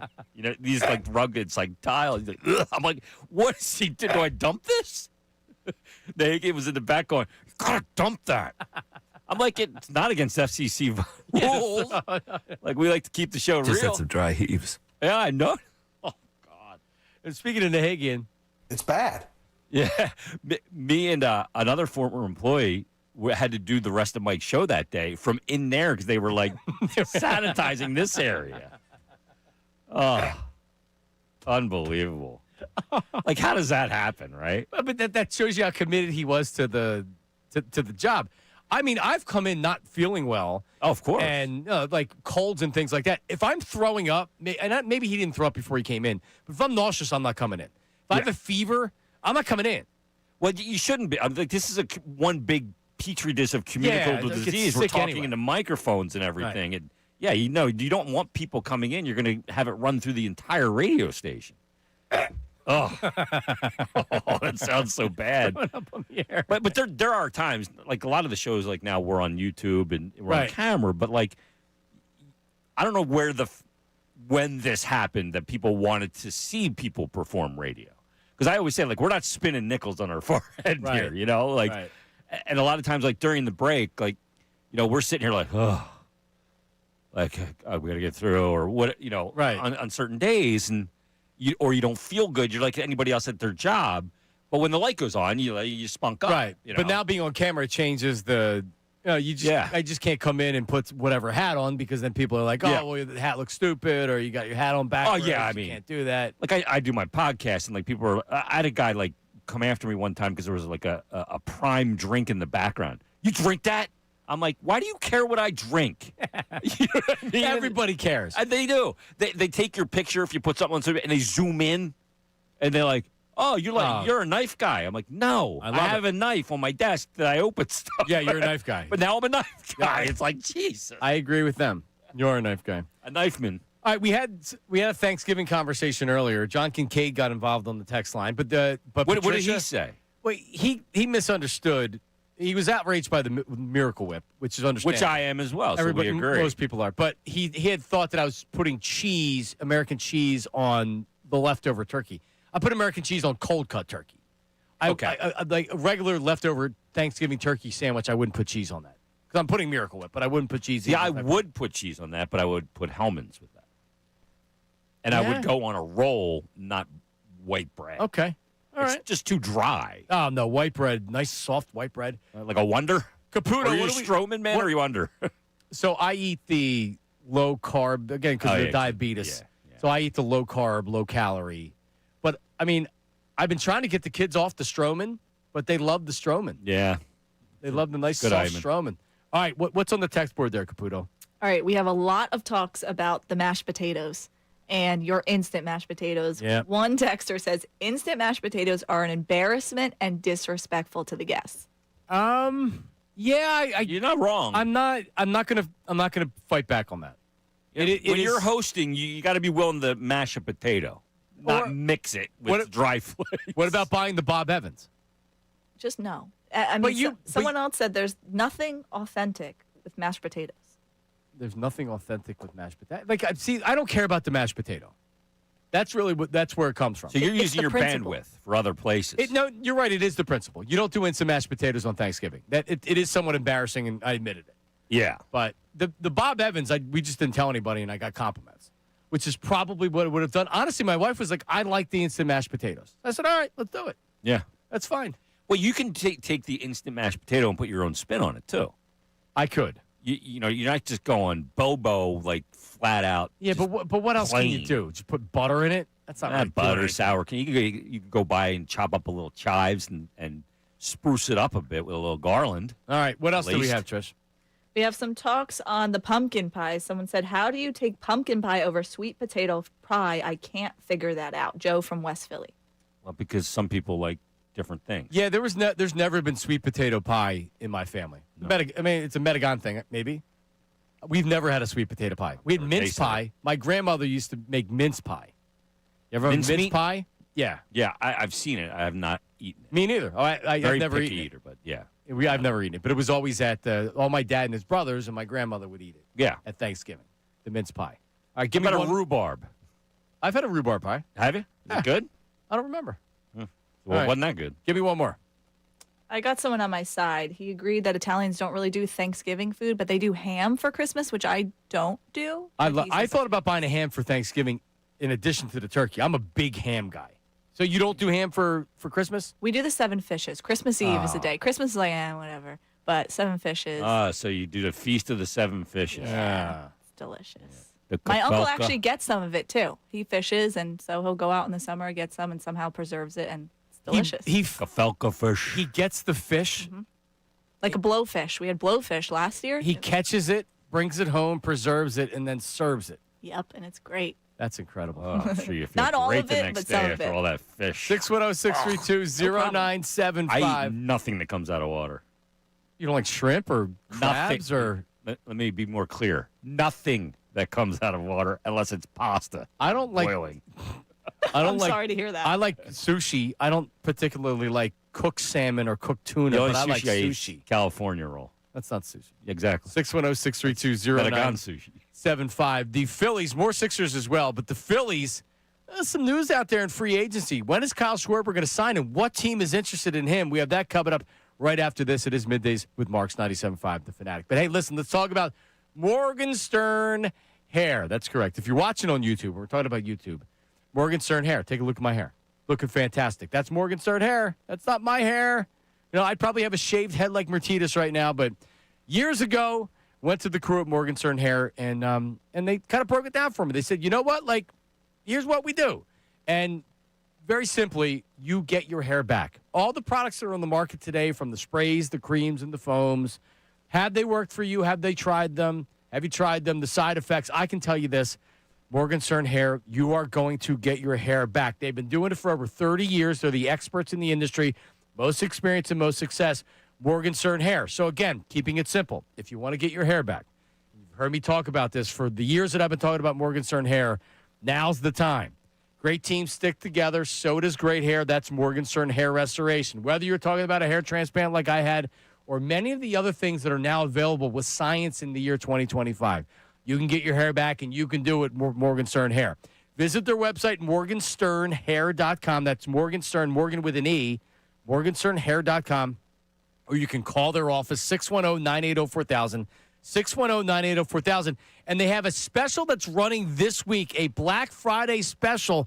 Call and tell them John Mark sent you. You get a big discount. 610-980-4000, morgansternhair.com. Hey, everybody.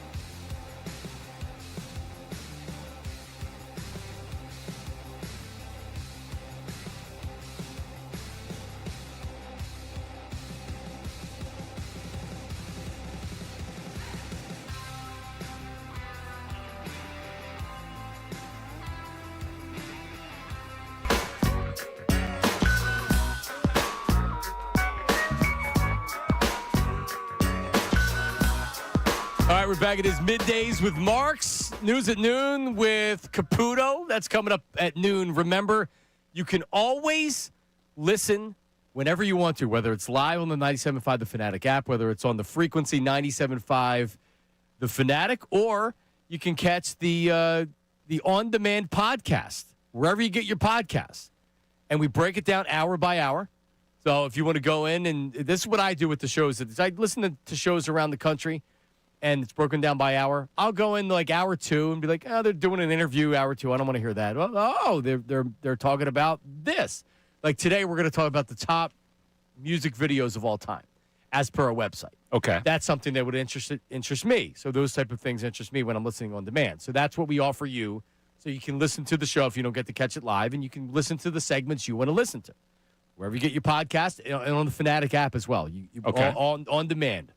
All of our shows, but in particular, Middays with Marks. And then YouTube.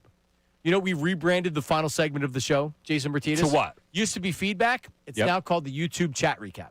Okay. So you go through the chat during the show, you pick out a few, and put the best highlight ones them out there. Because honestly, that was the best feedback we were getting was from the chat recap. Yeah, well, that takes on a life of its own. It does. It's a community that's awesome. Yeah. So if you don't watch the show live, or maybe you're thinking like, Mark's is always talking about watching on YouTube. Around the holidays, maybe you're not in the office, you're not in work. Check out the show on YouTube. Yeah. Watch live, and you watch on demand if you want to as well. But when you watch live, you can get involved in the chat. Yeah. So there you go. I'm on the YouTube chat now. What's going on, everybody? I had this week. I started getting on the YouTube chat, and I don't pay a lot of attention to it because it would be distracting. But I say good morning, and then I kind of look through sometimes during the commercial breaks. Yeah. A Miracle Whip coming up on there. I bet. It says, this guy says, Bayless's feedback says Miracle Whip fans have the same energy as flip-flops and socks. You know they do that now, right? It's reverted back. My daughter, who is almost 10, she wears slides with socks. I do too. It's a new, but you do it from 1997. I do it because it's comfortable. Oh, okay. Well, see, I did that when I was 20, 19 to 20. Then did you go away from it? Yes, of course. Oh. And I haven't went back. Why did you go away from it? Because it's not it trendy? wasn't cool anymore. Yeah. Oh, so you did it just because? See, I never did it because it was cool. I just did it because it was comfortable. Yeah, but no, I didn't do it because it was cool. I did it because that was a trend. You just said you did it because it was cool. Yeah, but I didn't stop doing it because people are like, "Oh, that's so stupid that you're doing that." And I was bullied out of doing it. No, you move away from trends. I'm not folding my jeans on the bottom like I did in 1994. You stop doing things. But that's not a comfort thing with the jeans. That's sheerly style. Right. And then when it's not stylish anymore, I never found slides with socks comfortable. No, what? I know a lot of people that do slides. Oh with my socks. God! That's what I'm saying. It's great. back. It didn't. It wasn't. But so you have to. Adidas slides with socks. In what year was this? Not late 90s. Yeah, mid to late 90s. Yeah, the slide with the little maybe early the little 2000s prickly things in it to supposedly massage your foot. Correct. I found it more comfortable with socks because I didn't like the prickly. I didn't like the little bubbles either. Yeah, that's what a lot of people wore. And then once you didn't do that anymore, you didn't do it anymore. And I haven't started. Now it's come back. I guess my cousins always did it, but with Nike slides. Like even at the beach, they'd be like socks and slides, take them off. Yeah. Well, I wear I don't wear Birkenstocks, but I wear sandals. Like I wore Birkenstocks in 1995 You wear like a pair of Tevas? too. I wear Havaianas. Oh, what? Havaianas. Is that like the Bruno Mali of slides, or of? No, they're very inexpensive. You get them for like $12. Okay. But they look good, and I match them to my clothing in the summer. You do? I do. Yeah, I don't think I've worn a sandal. You shouldn't. And yeah, you don't look like you have good feet. Does he look like he has I got hockey dogs. Caputo's? You look like you want to see his feet in sandals? I'm not going to comment on that. Yeah, that's one of the things that my treatment messed with. Is your dogs? Oh. Yeah. Well, I'm dude. You know what I'm going to do just for you? I have a sander for my feet. So do I. You have one too? Yeah, I got like a belt sander. Yeah, no. Mine's 2-stroke fuel. When I do the cracked heels or the side of my big toe, yeah, it's like I'm sanding a floor. That's how much stuff's coming off. Yeah, I know. And you're like, wow, how is that much coming off? And it helps. Now you can't do too much because the calluses on your feet are protecting your feet. Yeah. So if you do raw. Like the last time, Trish, I did my wife and I for our anniversary, we went and had his and her pedicures. And right before we went to the beach, we actually were renewing our vows. So it's like, let's go do this. And we did 10 years. Yep. And my feet were so banged up because it took away all the calluses on my feet. I was in so much pain. Yeah. You had no protection. No protection. Yeah. I walked in for a pedicure one time. I've done it once. We went on like a spa weekend, me and the wife. I whipped out the dogs. The girl almost fainted. She's like, oh, jeez. She's like, I got to get the heavy artillery for these feet. Had to put on the double mask. Yeah. She double masked. She had an oxygen tank. She looked like a firefighter going up So anyway. up of a building. So anyway, yeah, so the slides are back. How do we even start talking about this? I don't slides? Know. Anyway. Look, there's really not much going on today. Like we could sit here and beat the Joel Embiid drum. Like, well, I'm not. But I'm not doing the Joel Embiid drum today. Yeah, I'll save that for Tuesday. We're like in the middle of this week, and the Eagles play in a couple of days, and I think everybody's kind of like, okay, we need to turn the page, and they are 8-3. Like I agree with you, they are 8-3, but I worry about the solutions. Well, we'll get back to that. We'll get back to that in the 12 o'clock hour. But there's something from Todd Zalecki. That Kyle Schwarber. That the Phillies are prioritizing re-signing the slugger, and the feeling is that he will ultimately return to Philadelphia, but they are far apart on dollars and years. Okay, that's it. Okay, so this is put out by the agent. And the Red Sox are apparently interested and involved in Kyle Schwarber. As you would expect, teams like that have a window that are playoff teams. Even the Pirates, and I believe that was put out there to try to make the organization look better. The Pirates reportedly were interested in Kyle Schwarber. I don't know why he would go there unless they gave him a 10-year contract and he couldn't say no. But there are teams, and I'm not even going to say if the Phillies don't watch it, because the Phillies are very much going to be interested in them. But there are going to be other teams that are championship-type teams that could win a championship as much as the Phillies, Red Sox, maybe the Mets or the Yankees, that are going to be interested in Kyle Schwarber. So, and here's what sucks. Baseball free agency, this is going to play out into 2026. They're not in any hurry to get this done. No. They wait to mark it out. They wait for other people to sign. It's a waiting game. It could be the first week of March. It could be. You just don't know. Could be February. Yeah. He's not going to the Pirates. No, he's not going to the Pirates. And I would be legitimately, I won't say shocked. I'd be really surprised if he wasn't a Philly next year. Because I can't see the owner saying, yeah, I'm going to let Kyle Schwarber go to the Red Sox because they gave him a 6th year. Yeah. No, he's gonna protect against that. And he's going to end up coming back here, but it's going to get strung out. And like that info just tells me it's got agent written all over, agent agenda. When you mentioned the Boston Red Sox and the Pittsburgh Pirates, it's so obviously. Well, so the Pirates were a separate story. I was kind of co-mingling stories. To me, the Zolecki feels like it came from the team.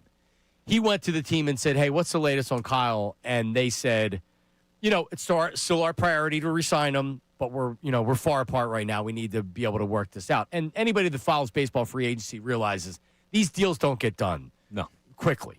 Nope. It's played out over urgency months, at all whatsoever. Todd writes, the feeling here is Schwarber will remain in Philadelphia.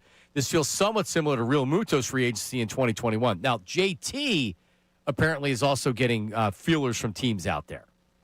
I think of the Red Sox for him, too. That was the most recent story was JT and the Red Sox.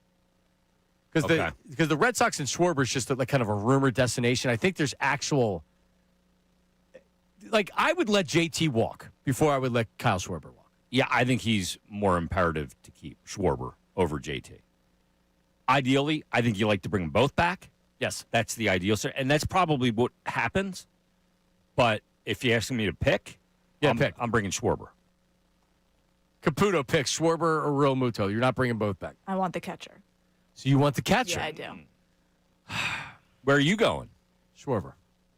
Even though I think Schwarber is, it's impossible to get somebody that's going to replace his production, but you could also go sign Pete Alonso and you have more flexibility where Alonso can play a little bit of first base. Yeah, getting a DH is easy. Yeah. Right? Getting Kyle Schwarber is not easy. But getting a DH, the fact that Schwarber can only play is only a DH hurts the flexibility that you have on your team. Sure. Which ain't great. But he's so good, and there's so many reasons to sign him. I'd be shocked if he wasn't back. But JT's more difficult to replace. But the impact he has... Yeah, as a positional player. Yeah, like he's defensively, he would be very difficult to replace. Offensively, he's still, for a catcher, he's still solid. Slightly above average? Yeah, solid.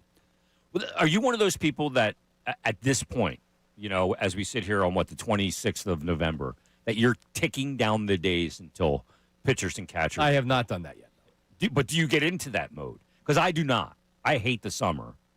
I love the summer, and that's one of the reasons I love baseball. I don't. They haven't done anything this offseason, and currently their outfield is not JP Crawford, Justin Crawford, Brandon Marsh, and Weston Wilson. Yeah, so you're not excited. I don't even want to think about spring training. They better get their act together. Yeah, but things will come together. But I love spring training. I love going to spring training. Yeah. I love the slow pace of the baseball season. I hate how cold it is in April to the start of baseball season. Yeah. But I love everything else about it. All right, coming back, news at noon. See this? Now, I've worked with Trish once, and she did a very good news at noon. What does she have in store for us today? We're going to have to find out right after this. It's Middays with Marks, 97.5 The Fanatic. Now on 97.5 The Fanatic Sports Update. Looking for a steady offense, I'm Patricia Caputo with your Fanatic Sports Updates. Eagles look to bounce back against their game against Caleb Williams and the Bears, but the injuries could be a factor on top of Drew Makuba and Lane Johnson, who are out this week. Devontae Smith, who was also listed on the injury report Tuesday with a shoulder and chest injury. Kevin Patullo spoke to the media Tuesday night about preparing for the short week. I think it gives you that what happened on Sunday. We want to look forward to now. Like, we can't really talk about Sunday anymore. We talked about it briefly today, and we got to go. We're moved on. And so that's what's unique about these situations. Birds will kick off against the Bears at 3 p.m. in Lincoln Financial Field on Black Friday. In the NBA, Sixers struggle without their star VJ Edgecombe and Joel Embiid, taking a 144-103 loss to the Magic Tuesday night. Sixers will now shift their focus to Friday when they take on the Nets after their elimination from the NBA Cup. In the NHL, the Flyers will take on the Panthers at 7 p.m. on the road. Fly Guys look for a win in the Sunshine State after taking a loss to the Lightning Monday night. This update is brought to you by Supershore. Do you own a small business? You need to hear this. A seismic shift is coming. It's time to get Supershore. Not kind of shore, not pretty shore, but Supershore coming soon. I'm Patricia Caputo on your home of the Sixers, Flyers, and Union, 97.5 The Fanatic and 97.5thefanatic.com.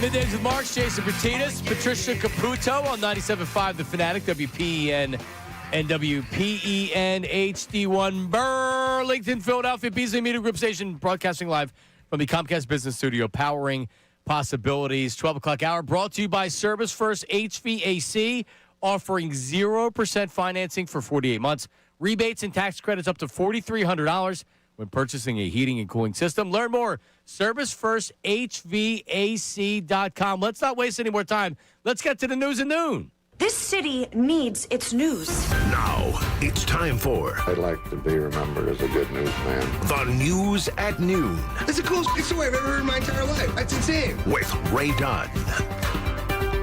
Okay, a little different. Not Ray Dunn today. Patricia Caputo back here. And social media is just funny. But this happened on TV, on ESPN, talking a little bit about the college football playoffs. You know, Reese Davis doing his thing. Marks, I'm sure you've heard this a ton of times, this joke. So I'll play it first because I'm sure you're sick of it. Like, I'm kind of getting sick of it. But Hunter Yurachek on the college football playoff committee had some jokes yesterday that are real popular amongst the kids. Take a listen. Change at 6-7 with Oregon and Ole Miss swapping spots. How much of an impact potentially could it be on Ole Miss if it's determined they don't have their head coach in the field? 6-7. Are you sick of it? I don't even know it. Like, I've heard of this thing, but I don't even know what it is. So I'm sick of old people trying to figure it out. do it. No, like you shouldn't know what it is. I have a 9-year-old and an 8-year-old, so I know exactly what the 6-7 is. A 5-year-old said it to me the other day, and I was like, is this where we're at right now? So let me tell you who probably dislikes it the most. Teachers in school. Oh, yes. Because my sister-in-law teaches 8th grade, and everything's 6-7, 6-7. I mean, the kids get a kick out of it. I'm fine with it. A calculus professor I went to LSU with made all of his answers 6-7 on their exam the other day because the kids just say it and laugh. So he made all the answers on their exam like 6-7 or 6. He generated every equation. So yep. Well, that's an easy task. The crib notes. There was a local rapper who had a rap video, and he said 6-7 in the rap video. Yeah. And I think it was Lonzo Ball. A couple NBA players then started saying it in Instagram reels and things like that, and it took on a life of its own. Okay. So Can't believe I haven't seen it. the kids that say it don't even know what it means. No. I don't think he knows what it means. I don't think the rapper, It they know doesn't the mean song. anything. It doesn't mean anything. But yeah, I think the guy just said it. Skrilla is the name of the rapper. Oh. Was released last year then. LaMelo Ball's height was 6'7", and it was used in video edits featuring Ball, who's 6'7". And there were some other people. So it gets. What about 5'7"? Can we get 5'7" instead of 6'7"? We would fit in. 5'7". So the part of the problem is now that this is where it becomes annoying. Is who did it with the president? It was Kenny Albert and who was working with him? One of the Jonathan Vilma. Yes. He did 2 6-7 things with Trump, with the president, trying to be funny. He did it not once but twice. Okay. He was talking about the president playing football, and he goes, "What did you have? Like 6-7 touchdowns?" Oh, so he's wedging it in there twice. And Okay. I thought it would die there. You know, I thought that was it. Amy even said when she dressed up for Halloween, she was like, "This is it." But no, it just keeps going. It keeps going and going and going. We don't All get right. enough. And then you get loser old people that are doing 6-7, and that's when it becomes not fun. Or that's Okay. when it becomes stupid. But it's still going on. The kids are still doing it. And 6-7, this is what they do. And the hand motions. Yeah, and now there's like 41 and 42, and there's different hand motions for it all. I don't know where that came from. Me neither. So But it's like just 6 keeps- or 7? Is that? Yeah, 6, Yes, 7. yeah. Oh, okay. JJ Watt did it the other day. They started making fun of him. He listed some guy as 6'7", and they were like, "Do you even get it?" And he was like, it took him 20 seconds to actually understand what they were laughing about. 6-7. There you Well, go. it is funny. Yeah. All right. What else do we have? Awkward. All right, number 2, we got maybe the Eagles players need to not injury, but just sit for a little bit because maybe they'll understand how we feel as Eagles fans, just like Jamar Chase was able to get a little bit of a glimpse of when he was out. Take a listen.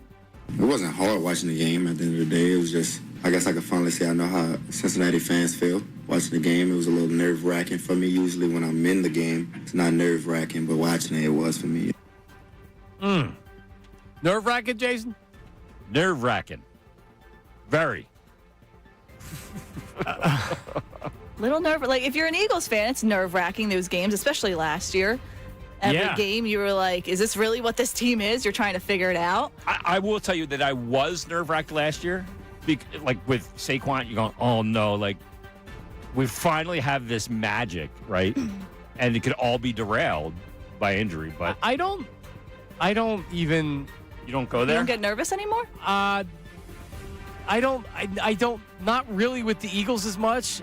The Cowboys game was because it was going down to the wire and you knew, like, it was nerve-wracking on Sunday for sure. Did you think that when the defense stopped them on the goal line that they were going to come back and win? I thought when they got the ball back and they hit the 2-minute warning and they had possession of the ball, that they were winning the game. They were going to run the ball out and they were going to win a field because that's what they did last year. Yeah. And instead, they drop back to pass 3rd and 2. Jalen Hurts gets sacked. Yeah, why not run punt? Well, they can't. They run it because they can't run it. Well, why not push it twice? Because they don't have confidence in that now either. Well, that's a problem. Yeah. That's a huge problem if you don't have confidence in that. They don't. Otherwise, you do it because you're right, Jason. Last year, they push it twice. Oh, well, here's what the offense was. Get it to 3rd and short, and you're not going to stop us because we'll use 2 downs to get the first down. Yep. And no one could stop them. They can't do that this year. And they have no confidence they can do it this year either. Plus, you're starting at 1st and 15 far too often with these pre-snap penalties and stuff. 2nd and 8, it's not going to get you to 3rd and 2. It's why they're a horrible 3rd down team. Yep. All right, one more, Trish. Yeah, we got one more. Last night I was kind of happy I'm not as rich as Kevin Hart because sometimes you can't enjoy the finer things in life when you're that rich. Just take a listen. Do you remember what it's like to get Biscoff cookies and... What is that? Ooh, that is the level of wealth No, I'm asking, what is that? No, I want to be so rich that I don't even know what a Biscoff cookie is. What is that? It's a cookie. As a billionaire, you would know. But it is a cookie. The brand is called Biscoff. It's almost like a shortbread cookie. They're delicious. And if you stay awake while the flight attendant comes down the aisle, she asks if you want Cheez-Its or Biscoff cookies. That's what you get. Huh. Okay. Nice. All right, I got to get one of those. So the context of that was him saying he has not taken a pedestrian flight in 14 years on the Speedy with 360. Or Speedy is the host. The podcast is 360 with Speedy. Oh, it's a great podcast. Too. Yes. I love it. Yeah, I would assume that he's not taking commercial flights, right? I love the Biscoff. You do? Yes. I don't mind the Biscoff. I love it. It's like a Stella Dorn. But you see, my friend just went to the Air Force, and in the bag that his sister put together, the goodie bag was a Biscoff cookie. Like, if Kevin Hart came, he wouldn't. He'd be like, what is this cookie in here? But the whole point is he was going away on the plane. He wouldn't know what it was. He would be confused. When you are that rich, if you ask Kevin Hart how much a loaf of bread is, what do you think he'd say? Oh, $2. Yeah, he would. Get like $1. Would he say $10? It's like asking the president. You think how much? If you ask Donald Trump how much does a loaf of bread cost, or Joe Biden before that, what do you think he'd say? No. He could say a nickel. You have to ask them, what does a supermarket look like? You got to start there first. Yeah. Right. Yeah. Kevin Hart he's so far removed from being. He's a huge star. Yeah, massive. Yeah. He doesn't sell out arenas. He sells out stadiums as a comic. But there's I feel like Bradley Cooper could probably say, oh, no, a loaf of bread's $3. I think he would know. Maybe. Yeah. What do you get? Bobo bread? Bobo bread. He's $3. still going back to Rydell, Pennsylvania, and he's getting hoagies from Wawa on New Yeah. York Road in Jenkintown. Does he go shopping? Well, he can't go shopping. That's what I mean. So maybe he can't doesn't. just head to the local grocery. Yeah, maybe he's giving someone his card. Hey, go pick up the bread. Maybe he knows how much a Wawa sandwich costs, but not the bread itself. You think he's a mobile order guy? He makes the Wawa mobile order. You do? Is that what you do? On occasion, I do, yeah. I did it certain times a day, definitely. Right. Like you get in the car, you place the order, and then you pull out That's and go news get it. at noon. Thank you, Patricia. Yeah, I like the mobile order, especially at certain times of day. Other times I don't mind just waiting. Just go in, punch it up, and then get your other stuff, and you're good. Very rarely am I eating anything from Wawa. Not on the diabetic menu. It's more of an energy drink, bag of peanuts. But you'll beef go to like jerky. the crappy Unimart and get like a meal. Like you like that gas station food stuff. We actually talked about that yesterday. Yeah, that was kind of like a radio bit more than I enjoyed it. Okay, so you don't get the sandwich out of the vending machine. I have not had a gas station cheesesteak since I worked with Anthony. Or a microwavable cheeseburger. I have not had a microwave gas station cheeseburger. Well, maybe I have, but it's not something I enjoy. Okay. No, Wawa to me is gas and drinks, things like that. I'll go and get. My wife likes a hoagie or breakfast sandwich. I'll grab just like if I'm like, I had one this morning. Yeah, it's underneath the lamp, so you grab it or whatever. Yeah, That's sizzling. fine. Right. And coffee. I was going to get coffee this morning. I just ran out of time, so I didn't end up going. But What's the go-to breakfast sandwich?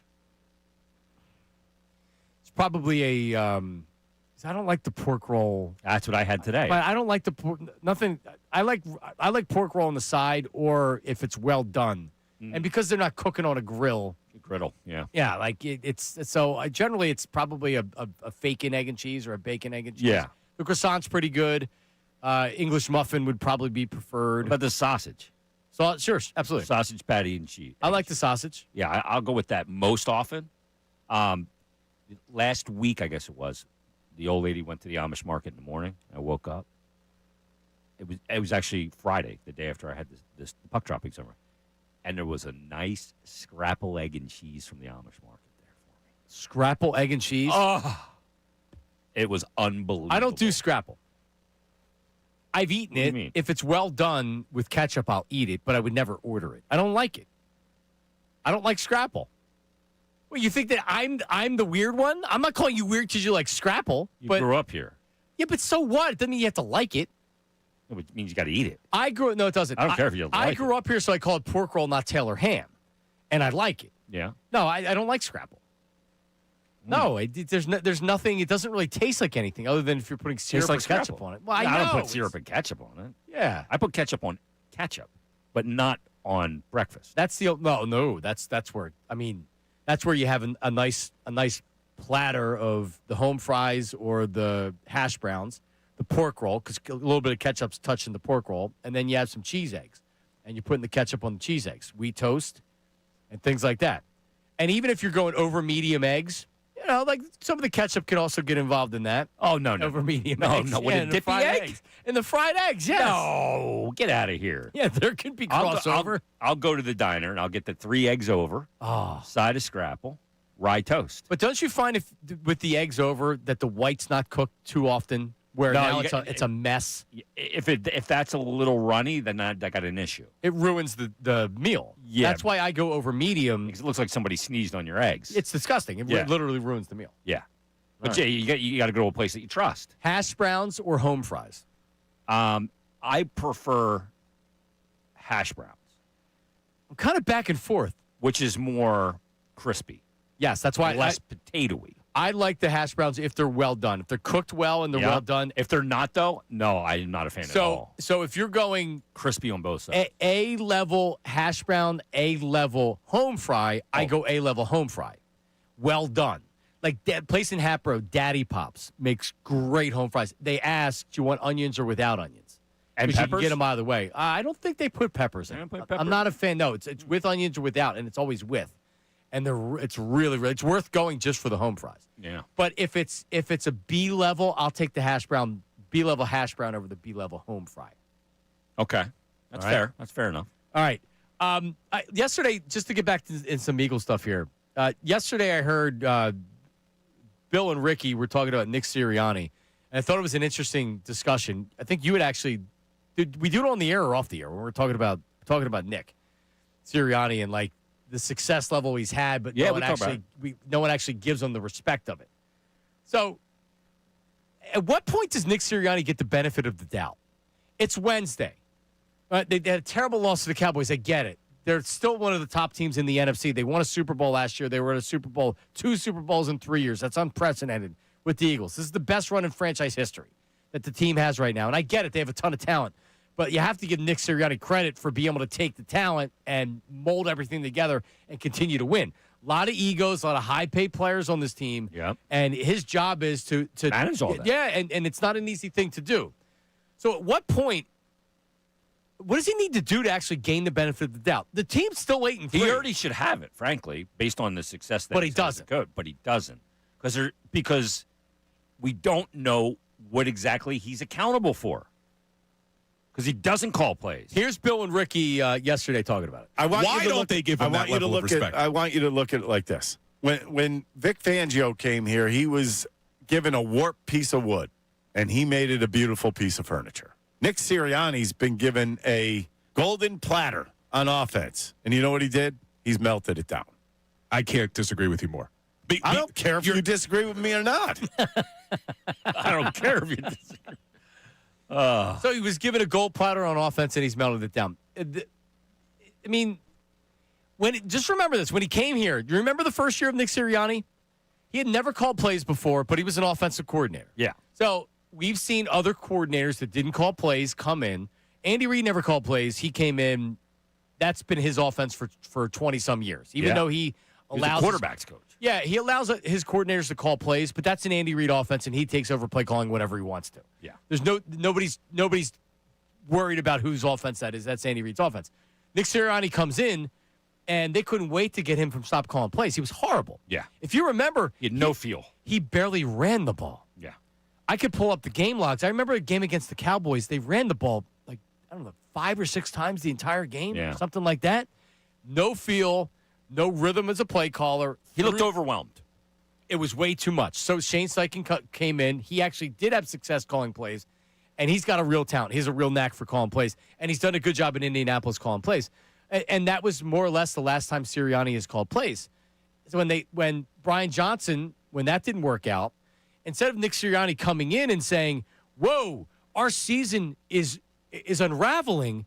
I need to take the reins." Any offensive coach where your offense coordinator is struggling, the coach like Andy Reid would take play calling back.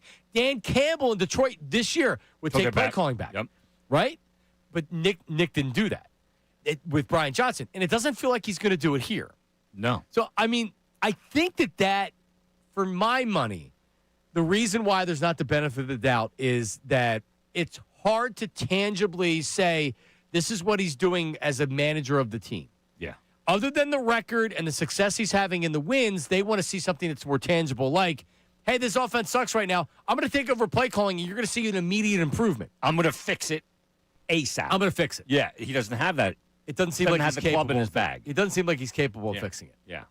He's not. And we saw it when he was calling plays. It was horrific. He's not a guy that can manage all of this and also call plays. And so his role is to manage everything, supposedly, and have things, delegated and buttoned up. But we watch this football team. They don't look delegated, or if it is delegated to the wrong person, or buttoned up, the repeated penalties. You would expect those things to be cleaned up if you're not calling plays. And it's gotten worse, not better. The bye week, they've gotten worse, not better. Yeah, that's the defense has been good. The offense has not been better. But think about the defense. What does he have the least impact on? The defense. Vic Fangio comes in here. It's, dude, you do your thing. You don't even mess with him, and that's his thing. The thing that he doesn't touch at all is the strength and identity of the team. Yep, you're right. You're right. And the offense, which he also apparently, I guess he has the most influence on, is the biggest gong show. And it needs to be fixed. Yeah. 610-632-0975. Your thoughts. For your money out there,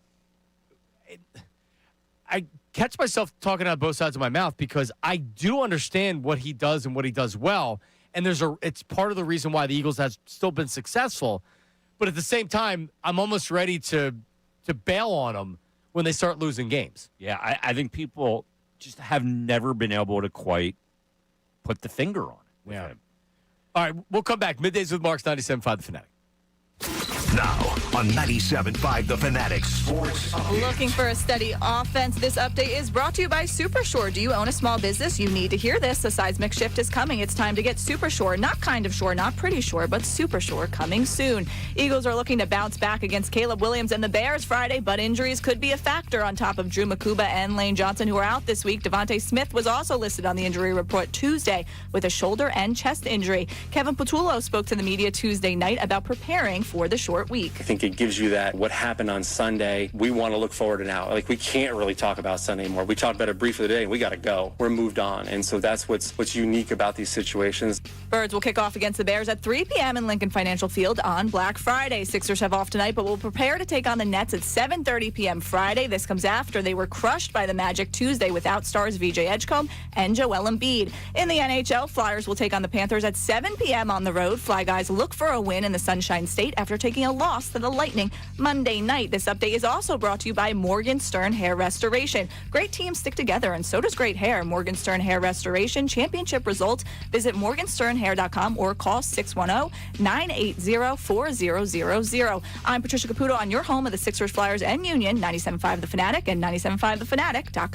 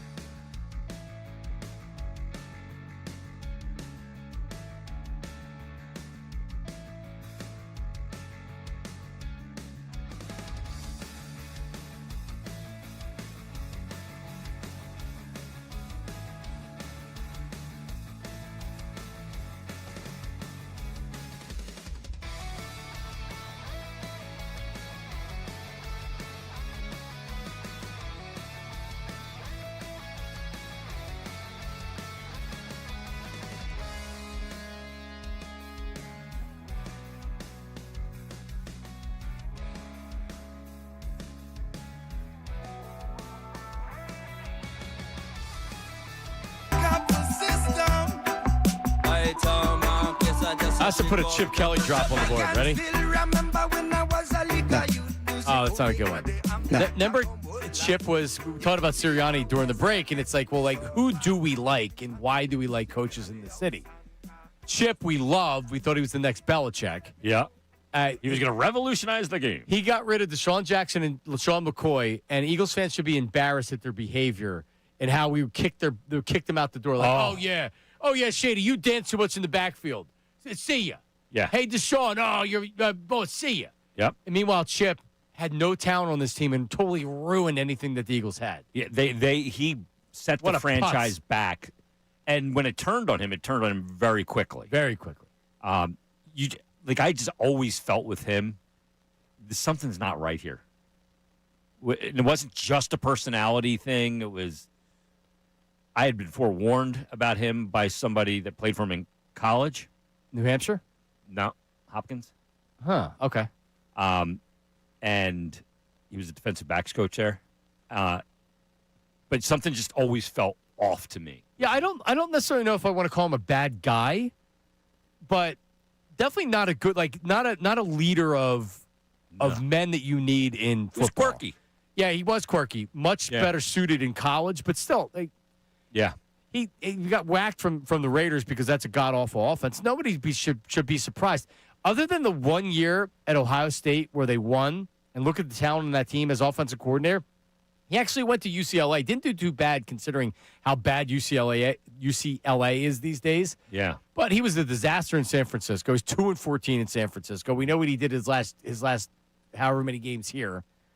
Well, remember that whole thing. They were going to hire Gus Bradley. The Gus Bus. Yeah. The Gus Bus. And then Chip all of a sudden became available. They went back to him. Yeah. And he's like, okay, I think he was going to get, his program was going to get in Oregon. He had got caught for a bunch of crap. Yeah. Yeah. So, he was like the most pursued guy at that time. A lot of people believed he was going to revolutionize the NFL. And once they figured out how to stop the pace, because he did. Yep. He brought a new element, which was the pace, and then players just started saying, oh, my ankle, it hurts, and falling on the ground, so it's like you can't do it. And then number Chip would say, he'd be like, well, it's not about time of possession, it's about number of plays. It's like, okay, well, tell that to your defense. Yeah, who's back on the field literally 3.5 minutes after they just walked off in 90-degree heat. Remember the Sam Bradford trade? Oh, my God. The preseason game, he went 10 for 10? You thought that you were getting extra draft picks to try to get Mariota. Was that the draft? Or because when they traded him, it was like, you traded Nick Foles and you traded a second-round draft. And then it's like, no, you're getting Bradford back. Yeah. It's like, huh? He wanted Bradford to be the quarterback. Yeah. He thought that was perfect. In Philadelphia. Leaves. Yeah. Because he could run this. That was the perfect guy.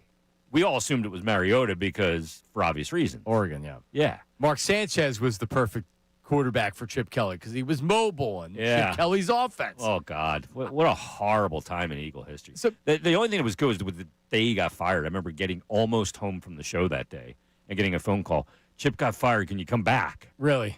And we went wall to wall with it when the day he got fired. Do the deal. Do the deal. So Nick Sirianni is on a Hall of Fame track. Yeah, top 5 of all time at this point.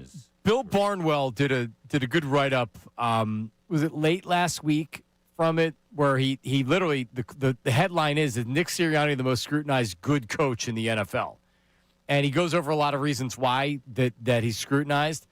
But Nick Sirianni right now, 56-22. That's about winning 12 games every year in the 17 games. Like a 780-ish winning percentage. 718 winning percentage. Okay, the only team that's better is the Chiefs, and that's by 1 game. Sirianni's the 7th best in league history through year 5. In the same conversation as Paul Brown, Chuck Knox, George Seifert, Don Shula, George Allen, and John Madden.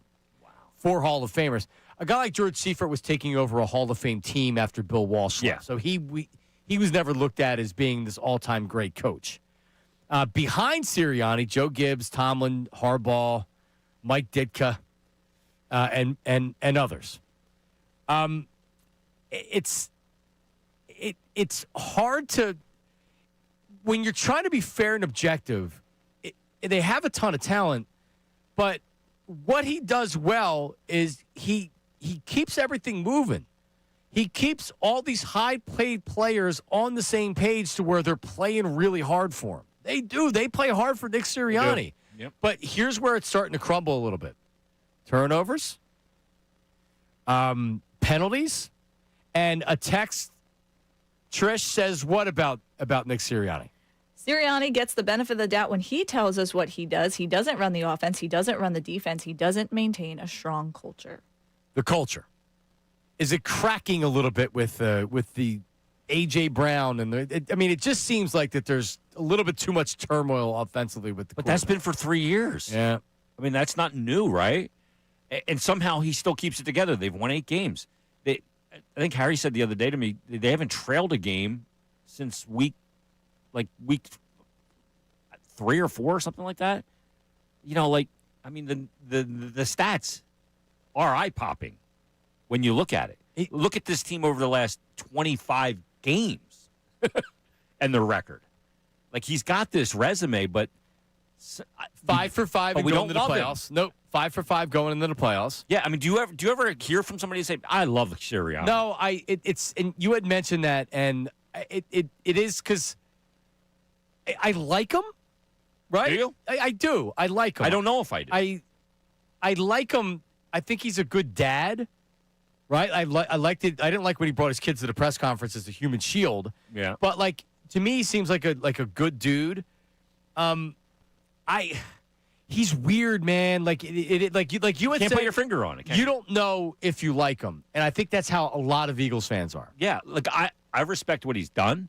I like the result he's gotten as a coach, but I don't know that I like him or can identify with him, or there's something that I just can't figure out. He's like this maniac personality. Yeah, you know what I mean? Like yelling at the fan. The whole rock paper scissors shoot, and he loves competition. His players love him. Yeah. There's sometimes I hear him talk, and I'm like, wow. As a guy that really kind of listens to what coaches say in preparing, and I'm like, wow, he is really detail-oriented or whatever. It's working for his players. His players like him. It works in that room. I don't know that it works outside of that room. And I don't know. The players swear by him, and they continue to play hard for him, so I have to believe it works, right?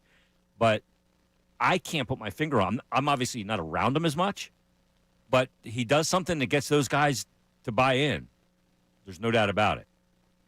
But there's a lot of coaches that have been successful that we didn't necessarily like. But there's coaches like Charlie Manuel. Who's the most popular coach in, we'll say, since 80? Dick Vermeil? For the Eagles? And that was only a couple years, but hasn't the Buddy thing turned a little bit because they realized finally that, won. Yeah, Buddy had huge popularity for sure. I love Buddy. I love those teams. It should be Doug Peterson, frankly. He was the first one to win a Super Bowl. But it's not. But like you said, it's not about winning. Yeah, no. Charlie Manuel was insulted by a lot of fans that called him an idiot. Oh, he was a hayseed. Between Howard and Angelo and other people in the media, he was. I mean, the fact that he never brings that up, and Donovan got booed at the draft. You know, Donovan got booed at the draft because he'll never get over that. Yeah, Charlie Manuel could do the same thing with the way he was treated his first couple of years here. He's turned the other cheek. He did, and everybody loves him. And you never know what people thought about him before. Charlie Manuel is probably the most popular manager coach. Absolutely. Modern time. Still beloved to this moment. Sure. Because of the way he is. And he's a player's manager, right? He's got a certain way about him, right? He'll get in there. Yeah, get in your kitchen. He's not scared. That was the other thing. People said he's too soft on his players. Yeah, no. and there's a lot of players that would debate that. Right. Right? Because they know. But, yeah, for the Eagles, it's probably Vermeil because he's just so well-spoken still. And it's so long ago. But Dick Vermeil, I don't even know when this stopped. When he was coaching in Kansas City and Los Angeles, there were billboards of him. He was the spokesman for Xerox for years and Blue other Cross products. Blue Shield. Blue Cross Blue Shield for years. Yeah. And he wasn't coaching And here. he wasn't coaching for a long time. And he was a great college analyst, obviously, and everything that went into it. So, he was beloved, and he was so well-spoken. We're in a different time now, too, this social media click era. Well, like Sixers. Who's the most popular Sixers?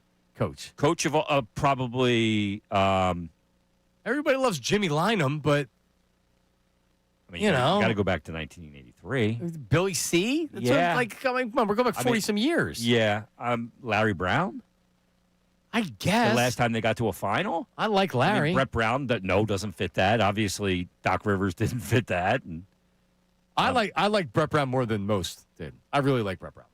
I think we all kind of knew the situation Brett Brown was in, and we've respected it. Like, who's going to take that job knowing? I mean, Lavia left for the Flyers? Of the last 25 years, probably. I mean, he's the team that got him to the finals in 2000. In 2010, rather. Right, and he was, I mean, he used to come on with Mike. I wanted, like, I pretty much am, like, hockey talk, someone coming on talking hockey, I don't have a lot of interest in it. Laviolette's one of these guys that's a good, Bill Clement's the same way. Yeah. He's really good at talking. Yeah. To where I want to hear him talk about anything. He does, and he listened to Mike's show, so it was a good fit for Lavie to come on with Mike every week. Well, we started the Peter Laviolette show here, and we did one episode, and he got fired the next day. Is that right? We had 12 planned, yeah.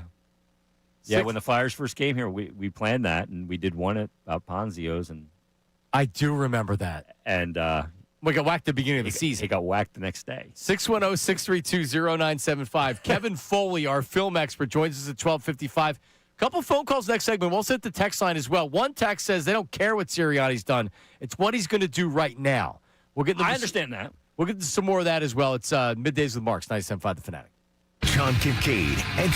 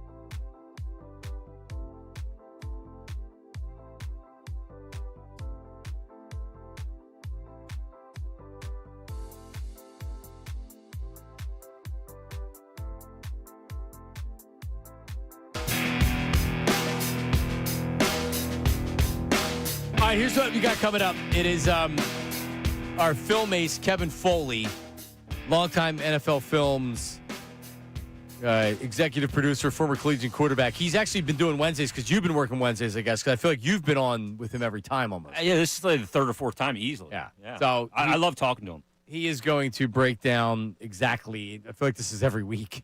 We're asking him what's wrong with the offense and Kevin Patullo. So that's coming up in 10 minutes. And Kevin's the guy that doesn't get lost in the weeds with a lot of the stuff. He explains to, the commoner like us, Jason. Yeah, he can break it down, and because I've never stood in the pocket. Me neither. I never had a 3-step or a 5-step drop. I did watch. I watched Fran Duffy, who does stuff for PHLY. Now he's their film guy, and I watched his YouTube breakdown of stuff, and he puts a lot of this on Jalen Hurts and bad decisions, and not making throws. And of course, there's also for all the talking here like, oh, play design and play calling or whatever. Sure, yeah, we know that's a part of it, but like we're talking about us. Well, how do I know what's supposed to happen on a particular play? That's why you look at what these film guys do, and they can explain. So Foley has been honest about it. He's told us. So we'll find out today, like how much of this is on Jalen, how much of this is on whatever else. So that's coming up in 10 minutes. Final segment of the show is the YouTube chat recap. So if you watch the show live on YouTube, you can get involved in the chat. You could possibly make the last segment of the show with the recap of what's being talked about. I see a Miracle Whip making the chat. Probably. Yeah, I have the chat in front of me. I've been monitoring. Okay.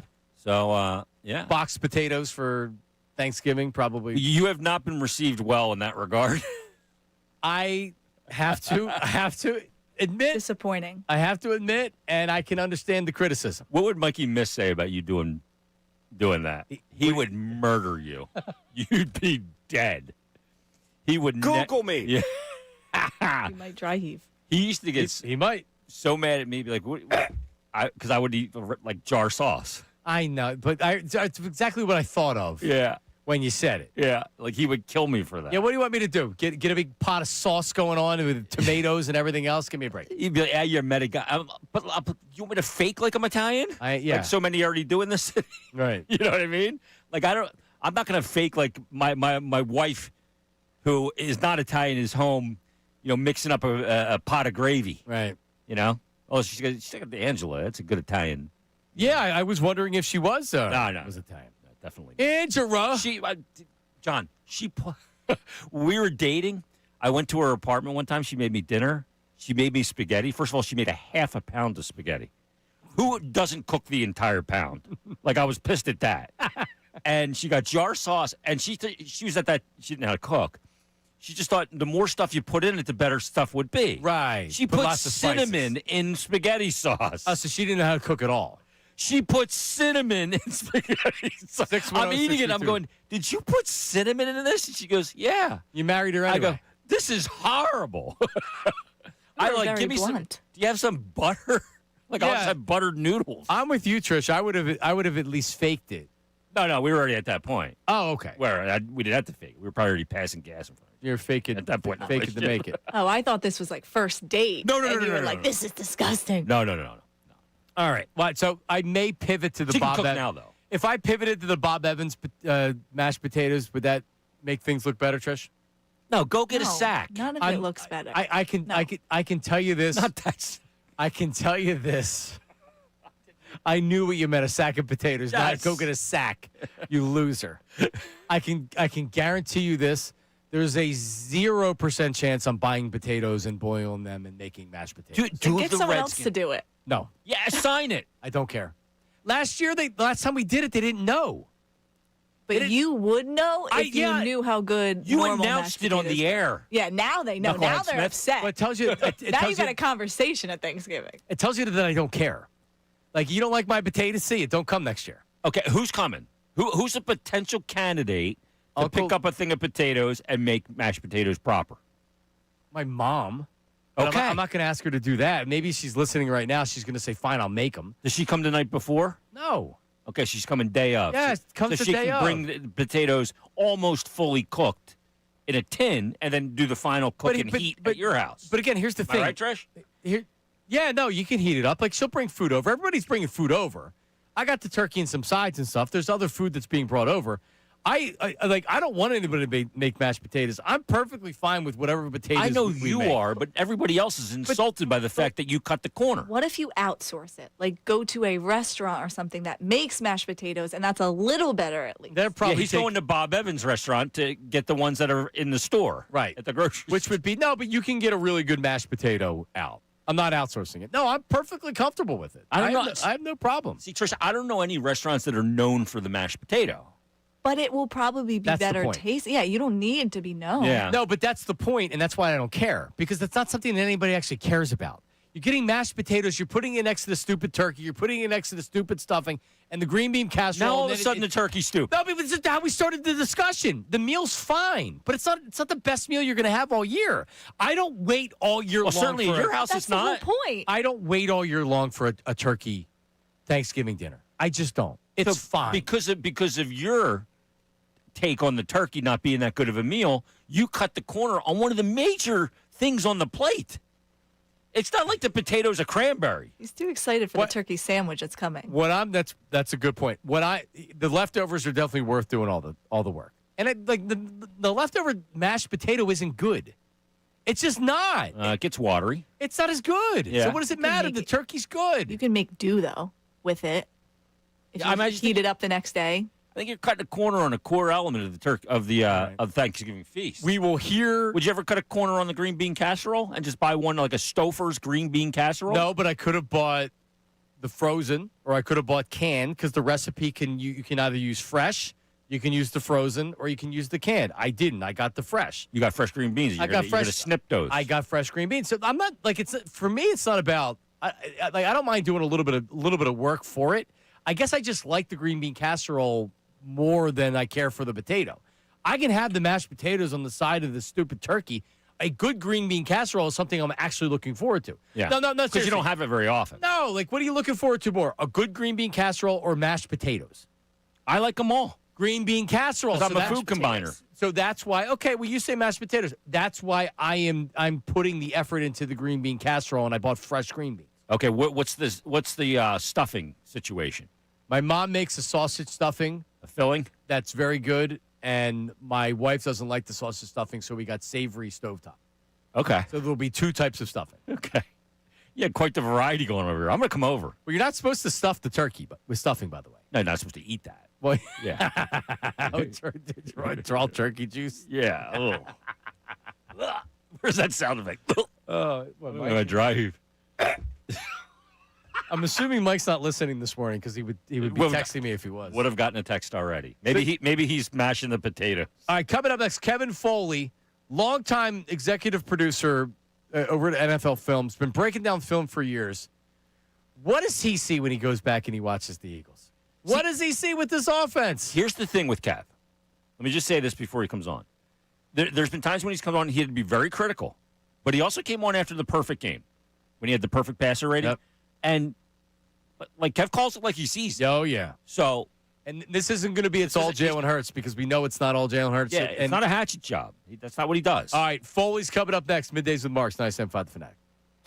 Now on 97.5 The Fanatic Sports Update. Looking for a steady offense, I'm Patricia Caputo with your Fanatic Sports Update. Eagles look to bounce back against Caleb Williams and the Bears Friday, but injuries could be a factor on top of Drew Makuba and Lane Johnson, who are out this week. Devontae Smith was also listed on that injury report Tuesday with a shoulder and chest injury. Kevin Patullo spoke to the media Tuesday night about preparing for the short week. I think it gives you that what happened on Sunday. We want to look forward to now. We can't really talk about Sunday anymore. We talked about it briefly today, and we got to go. We're moved on. And so that's what's unique about these situations. Birds will kick off against the Bears at 3 p.m. in Lincoln Financial Field on Black Friday. In the NBA, Sixers are off tonight, but will prepare to take on the Nets at 7:30 p.m. Friday. This comes after the Sixers were crushed by the Magic Tuesday night without stars VJ Edgecombe and Joel Embiid. In the NHL, Flyers will take on the Panthers at 7 p.m. on the road. Fly Guys look for a win in the Sunshine State after taking a loss to the Lightning Monday night. This update is brought to you by Supershore. Do you own a small business? You need to hear this. A seismic shift is coming. It's time to get Supershore.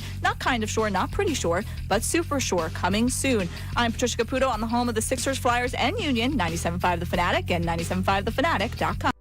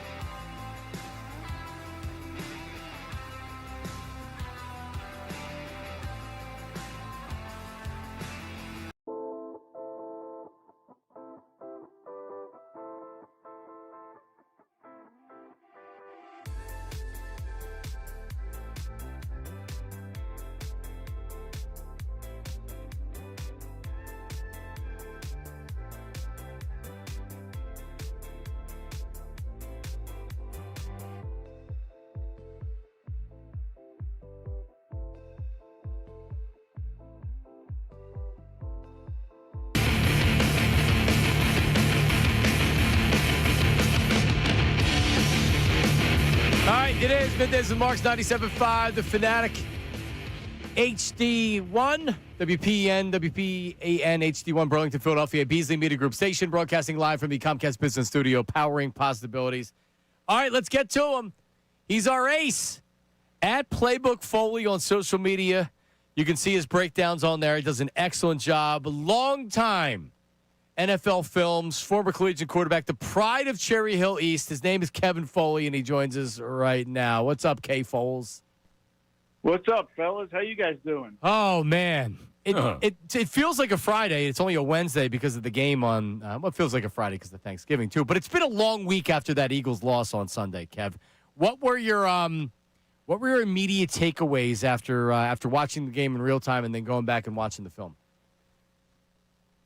Well, let's start with the offensive side of the ball. And the one words or a couple words that come to mind are static and arrogance with the offense. I mean, they're just lining up and running plays. There's nothing really to it. There's no creativity. There's no motion, which we'll hit on a little bit later. But, in doing my research, I wanted to see what some of these other ex-quarterbacks and guys were saying. Alex Smith says he runs plays for his 7th grade flag team that are more complex. Orlovsky said it's rudimentary. Cosell said it's 9th grade complexity with these route combinations.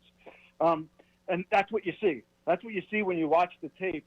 Overall, the big problem is I don't think they're doing a good job of matching the offense to the offensive skill sets, and especially the quarterback skill set. I mean, shotgun pass and just shotgun with the quarterback standing in the same spot, reading it and getting the ball. That just doesn't fit what he does well. It doesn't fit what they do well as a team. There were a couple of good examples of it from the game where he dropped back one time and he had a quick out to the right to Smith, wide open, doesn't throw it. Then he comes all the way back to the left. The next read is just a two-man combination, and he's got the man coming across the middle, wide open. And not only does he throw it, but his mechanics are all messed up. He's like, his chest is facing downfield. His left shoulder is facing the sideline. He's in this pose we used to call breaking down in the pocket, and that happened 3 or 4 times. So they're struggling there. But again, if you know that that's one of the issues, then you don't do full field reads. You can do a lot of half field read stuff because it's funny. The play after that, the exact next play after that, I don't know if you remember it, the sail to Devontae Smith on the left sideline. That time, that was just a half-field read. He dropped back, looked the whole way, perfect mechanics, bounced twice, and threw an absolute rope on the sideline because they kept it simple for him and allowed him to make that play. There's so many different things. The motion thing is huge. They motion the least amount in the league. I mean, you got to make the defense think. You got to make the defense communicate after the snap. If you're going to line up and say, hey, here are your run gaps that you're going to stop. All right, now we're going to call them, and now we're going to snap the ball and hand it to.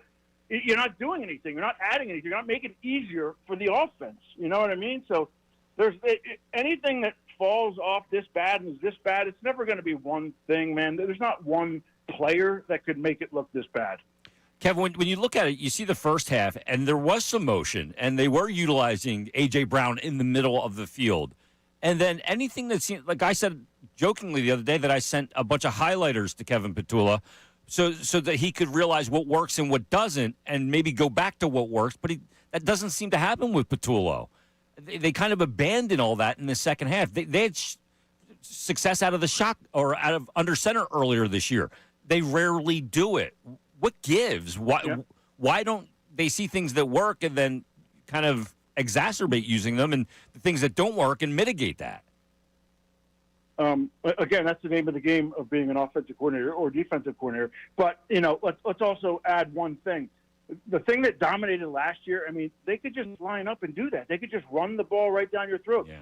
And this is before injuries with the O-line. They weren't moving anybody. They weren't driving anyone off the ball. Now, the defense is run stunting and doing all this other stuff, but it all stems from the O-line. And then once they started getting nicked up and now you're moving guys around and, now it's a total mess, and you almost have to just scratch it and go back to complete basics.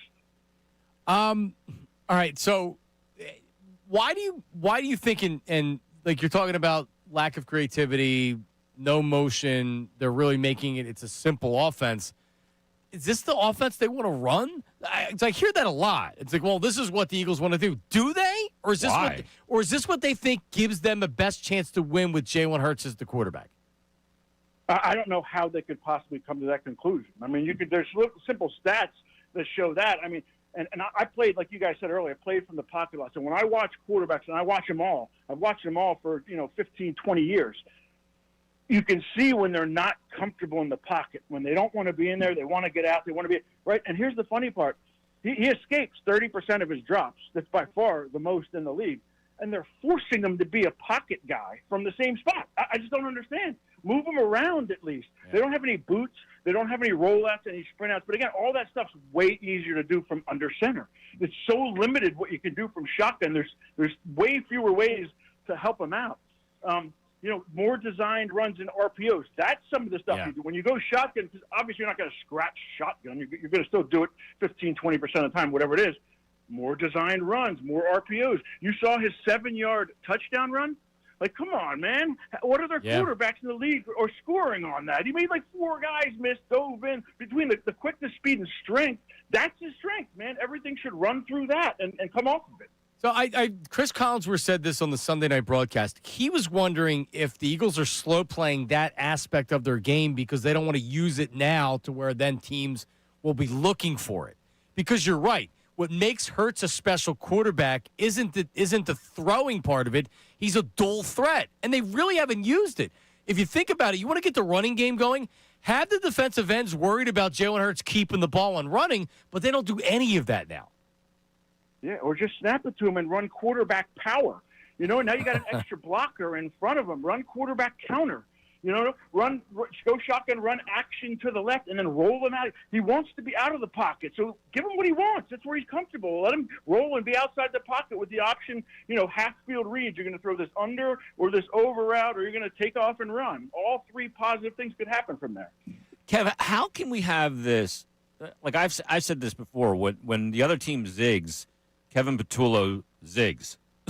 He doesn't sag. You know what I mean? The adjustments in the second half. We've seen this on so many occasions this year.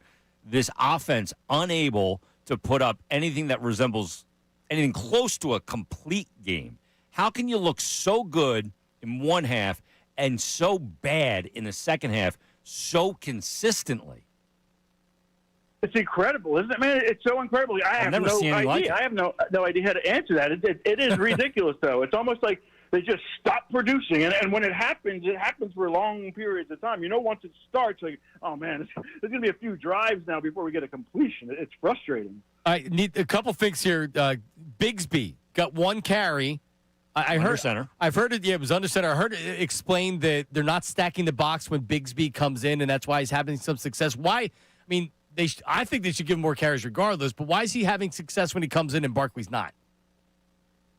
I believe he's got a little more juice. He's got a little more. It's pretty visible, too. Like, he's got more juice right now to just slam it up in there. He doesn't want to make anyone miss. He just wants to hit the hole and take advantage of it. Now, there's not many guys that have to come off of 460-plus carries either. Right? So I'm not saying he necessarily lost a step, but there were a couple runs, one to the sweep left, and if it opened up part of like the Red Sea on a cutback, you didn't want to stick his head in there with the defensive line coming down. He bounced it outside for 2. The other one was when he caught in the flat. Remember, and he tried to do spin move, and he's trying to do all this miraculous stuff. Dude, you're one-on-one in space. Just make the guy miss. I don't care how you do it. Like, you did it every time last year. So that's missing a little bit. But here's the thing, man. When you're up 21-0 at half, I don't care what they're doing defensively. It doesn't matter, man. Put 2 tight ends. Bring the extra tackle and do whatever you do. You got to run the ball. You got to force to run the ball, even if it doesn't work, man, because that's how you run the clock out. That's how you win those 21 games. That's part of the strategy of winning those games when you're ahead by a lot. Kev, last one from me. When you look at it, you can't just snap your fingers and become a consistent offense. I think there's this assumption that, well, the Eagles will just click and they'll be on their way and they'll be able to consistently have better performances. And you're not asking for every drive to not result in a punt ever, and there is a team on the other side trying to prevent you, but you're not just going to snap your fingers and have this become an offense that is, consistently executing and doing good things for the team to help them win. And this is a real problem because there's no easy fix to it. No, there's no easy fix. But we saw a little bit of an example. I forget which game. Might have been before Minnesota a few weeks ago when Marks, you were just talking about it, where they did. They went extra tackle. They went tight ends. Yeah. They did different things offensively. I think you got to go under center, man. I think there's just it's too hard. It's so limited from shotgun. The offense is already limited with what Hurts can do. Now you're putting him in the shotgun. Once you go under center, you can run all inside zone. You can run outside zone. You can run the play action. Peyton Manning made a living off outside zone. Remember the Edgerrin James pull up and you get half field read. Someone's always wide open.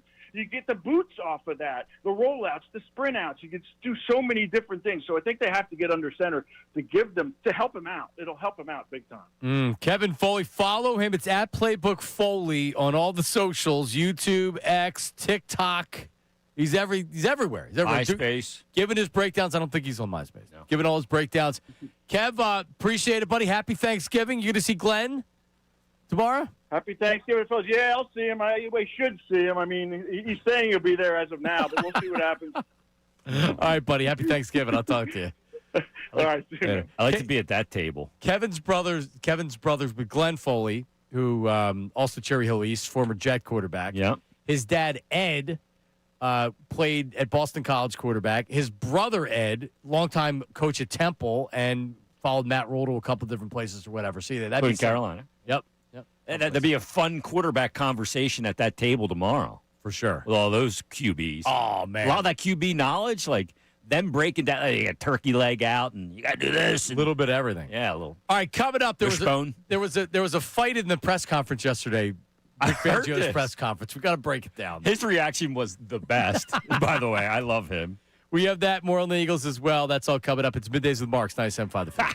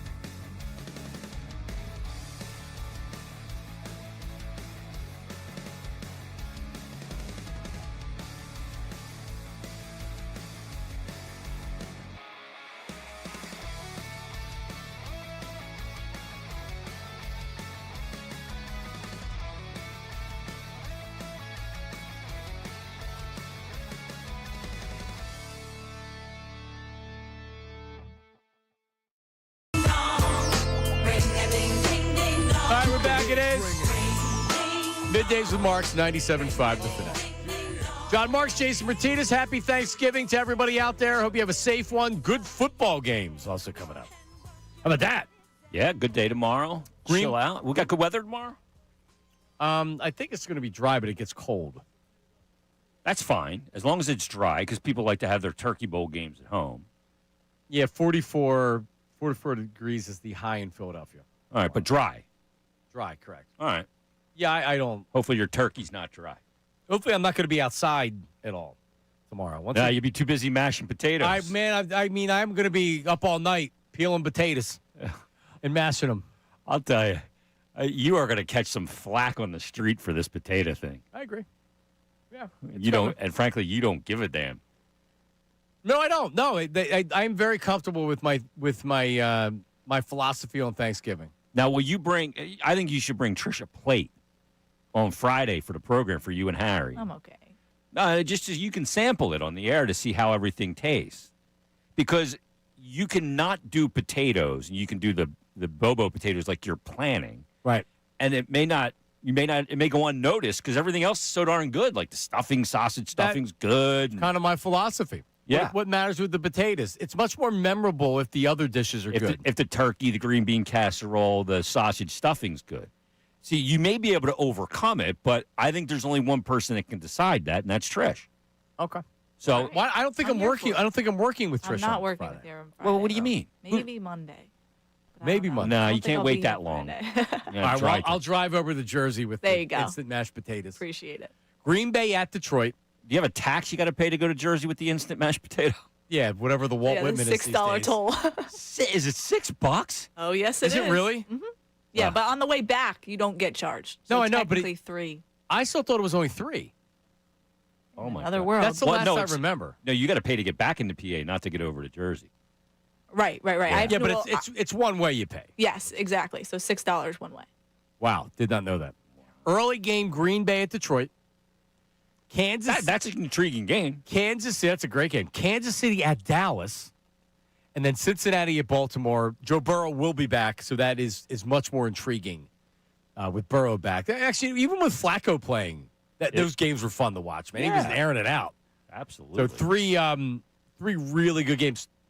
Uncle Jamie is going to join us coming up in a little bit with his college football locks of the week. All right. So if you want to get some, I forget what he's going to pick. He sent me a text with it or whatever. But he goes on an unbelievable clip when he gets hot, and he's been getting hot. So he's heating up at the right time. He's heating up at the right time. Okay. So he'll give us some rivalry, because there's rivalry games this weekend too. Yeah. The NFL card is compelling. Like a lot of times that first game with the Lions for so many years was like, seriously, like why does this team featured on Thanksgiving other than tradition? Yeah, 25, 30 years, they were always bad. Horrible with Scott Mitchell. Now that Rodney Peete. Yeah. Eric Kramer. Yeah. Barry Sanders was always there, but Yeah, but now they're a compelling team. And when you got Detroit and Green Bay, frankly, Detroit needs the game in a huge way. All right, Detroit 2.5-point favorites. A little bit of a light line. I'll take them to cover the line. I like Chiefs are 3-point road favorites at the Cowboys. I don't believe in this Chief team right now, but I'll actually take the Cowboys. All right, I would probably Cowboys get a win. They're kind of in the mix here. 6-5-1 with a win. Yeah, that's a tough game to get in. I would favor the Packers just because it's a little bit of a light line, but still, it's kind of like a push. Yeah, I don't believe in the Packers. And then Ravens 7-point favorites against the Bengals. Yeah, I don't like the number with Burrow back, but what is Burrow coming back is the question. We just don't know. Three good games, 3 games I don't really like betting. Yeah, from a betting standpoint, there's a little bit of variable there, but every game's got players you're interested in watching. Right. I'll tell you that. Yeah, I agree. All right, let's get to this fight. This happened yesterday at the press conference. So Vic Fangio, by the way, Kevin Patullo gives you nothing. He's just talking in circles. He's giving you words. Yeah, Nick Sirianni's more or less giving you nothing. Sometimes he gets a little feisty, and he'll go back and forth. But for the most part, he's just talking in circles, and you're like, what were we even talking about? What the hell is this? But so Fangio's he's speaking, and I believe it's it's John McMullen's asked a question, and then Reuben Frank told him to shut up. So here's how it sounded yesterday at the press conference. We didn't get off in time. Finish. What's that? Yeah. When you're, shut up. No, when you're, got to finish the answer before we start asking your They're wasting. We're good. We're good. There it is. So it sounded like that he told Reuben to shut up. Yeah, he did because he didn't. Reuben jumped in for the next question after Fangio gave like a 2-word answer, and he wasn't Didn't done let him finish it. speaking. Right. Yeah, Didn't he let had him more to finish. say, and it's like, dude, just give him a second here. Let him finish to completely answer my question, which I agree with McMullen about. I don't think Rube took offense to it. He's just looking to get in there and get his question in next. It's so hard because you have to be You'd be on time. It's a timing thing. It's not a it's not a deli counter where there's tickets and you get to go next. 72 with the Sixers. A lot of times they hand the microphone to the next person when there's a big press conference. These weekly press conferences, you have to be waiting, and as soon as you think the answer's done, you have to boom. Yeah. Right there with Sirianni and with the other guys. Yeah. So he maybe jumped the gun a little bit there. There is a pecking order for the beat writers. Like there's usually the highest tenure guy usually gets the first question. They usually go to that guy. Right. But when it comes to the Eagles, it's different because there's a lot of guys that have been there a very long time. For that sure. have covered this team. Yeah, So- Reuben, when I was a kid, was covering it was the Montgomery County Record, but it was the suburban newspapers. Yep. Was covering them. So we got to be close to 40 years, 35, 40 years. And John McMullen, he's been, so McMullen says, when you're, shut up, finish the answer. Dude. And McMullen gave a dude. Yeah. Let the guy finish the answer. Dude. I've gotten a lot of the dude texts. Yeah. Where you get those from Mikey Mitt. Dude. The dude Mikey missed text. Yeah. Dude. Yeah, so that's where the team is right now, where even the beats are fighting with each other. I like that. And I thought McMullen was right to be a little territorial, and I've known Rube for a very long time, 26 years. And he does a good job, but it was just maybe he jumped the gun a little bit there. I don't think it's anything big. No. I don't think they're going to square off in the NovaCare parking lot. And if they do, I'll take Rube. Like Les Bowen and Jeff McClain. That was the famous brawl back in the day where they were actually, weren't they tossing punches? They were from the same outlet, too, both from the Inquirer. So, Well, no, Les would have been Daily News, right? No, he was Inquirer. Sure? Yeah, he covered the Flyers for the Inquirer and then moved over to the Eagles. Okay, all right. And then it became all convoluted because they were doing both kind of thing. So, all right. I guess you're I'm right. 99% sure I'm correct about that. Yeah, I think you are as well. All right, 610-632. These are the things I remember. Yeah? You know? Well, there's things I remember, and I guess that's not. I don't know. Because when Les left, isn't that when Zach Berman took over the beat? I guess. For the Inquirer. I don't. Well, who used to be who covered the Eagles for the Daily News for the longest time? That's what I can't remember. Yeah, I'm having a hard time, too. I don't know. I was always a suburban guy, so we were always Inquirer people. You were Inquirer? Yeah. Well, you even say Inquirer. Yeah. So I say Inquirer. Inquirer. Right. No. People say Inquirer. No, it's in there. The Inquirer is in there. Inquirer. Well, no. It. You think it is. It's not. That's what It's it is. not? No, you say Inquirer. Inquirer. You say Inquirer. It's like Inquirer. Yeah. That sounds like redundant. The Philadelphia Inquirer. Huh? Yeah, the Philadelphia Inquirer. Okay. That's what I said. Say what you put cream cheese on. A bagel. Did you change what you say? Because like my mom says bagel. Bagel? No. Begel. And I said the same thing until bagel. Someone pointed it out how stupid it sounded. Yeah, no. It's a bagel. Bagel. Like the bay on the other side of the ocean. My mom is also a water person. Well, I am a water person. Which I'm not. Yeah. Now, but you're a Jersey. No, but my sister is. My dad's from Pennsylvania. He's from Bucks County, and they That's both water. say, my sister says water, yeah. All right, say Creek. Wait, C-R... Crick. Crick? So are you really Crick? Yeah. What's that? A crick is a creek. But that's my dad. Like my dad is a crick person. Yeah. He says crick. We had a crick behind the house. I said crick until I realized how ridiculous it sounded.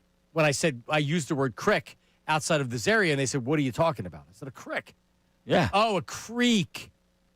You can call it a creek if you want. I call it a crick. We're out of time because I have another great story about someone at a restaurant was they brought kids in, and the hostess said, "Can I get you some crowns?" Meaning crayons. Because you know how you give the kids Yeah, it's a crown. crayons at the whatever. He said, "Can I give you some crowns?" And the people were like, "What is this person talking about? Why was it at P.F. Chang's? Like, why are they asking us for if we want crowns?" And I had to step in and say, "She's asking if you want crayons." Oh, crayons! Yes, Yeah, it's okay, crowns. yes, I want crayons. No, Yeah, I call them crowns too. we need to stop the cycle of using the word crown. Because my wife is a crown person. We need to break the cycle. It's a freaking crayon. We sound stupid when we call them crowns. It's crowns. You don't say crowns. It's a crayon. It's a yes. crayon, please. Who says crayon? Break the cycle. Can I have a doesn't? crayon? Everybody says I sound that. like I'm on Star Trek. It's a crown. Can you give me a box of crowns so I can color? All right. We have some picks coming up Can for I this have some weekend. A lot of crayons? games coming up. We have some picks and some more. That's coming up next. Middays with Marks. Now on 97.5 The Fanatic Sports Update. Looking for a steady offense? I'm Patricia Caputo, and this update is brought to you by Supershore. Do you own a small business? You need to hear this. The seismic shift is coming. It's time to get Supershore. Not kind of sure, not pretty sure, but Supershore coming soon. Eagles look to bounce back against Caleb Williams and the Bears Friday, but injuries could be a factor. Drew Makuba and Lane Johnson are both out this week, but Dave Zangaro reported that there is no sign of Devontae Smith at the start of practice this afternoon. Smith was listed on Tuesday's injury report with a shoulder and chest injury. Kevin Patullo spoke to the media Tuesday night about preparing for the short week. I think it gives you that what happened on Sunday. We want to look forward to now. Like, we can't really talk about Sunday anymore. We talked about it briefly today, and we got to go. We're moved on. And so that's what's unique about these situations. Birds will kick off against the Bears at 3 p.m. in Lincoln Financial Field on Black Friday. Sixers have off tonight, but will prepare to take on the Nets at 7:30 p.m. after they were crushed by the Magic on Tuesday without VJ Edgecombe and Joel Embiid. In the NHL, Flyers take on the Panthers at 7 p.m. on the road. Fly Guys will look for a win in the Sunshine State after taking a loss to the Lightning Monday night. This update is also brought to you by Gary Barbera. Once again, Gary Barbera's on Boulevard is proud to support ToysForTot.org. Every vehicle on Barbera's lot helps Toys for Tots. Is Barbera the best? Boy, I guess. Go Birds. I'm Patricia Caputo on your home of the Sixers, Flyers, and Union, 97.5 The Fanatic and 97.5thefanatic.com.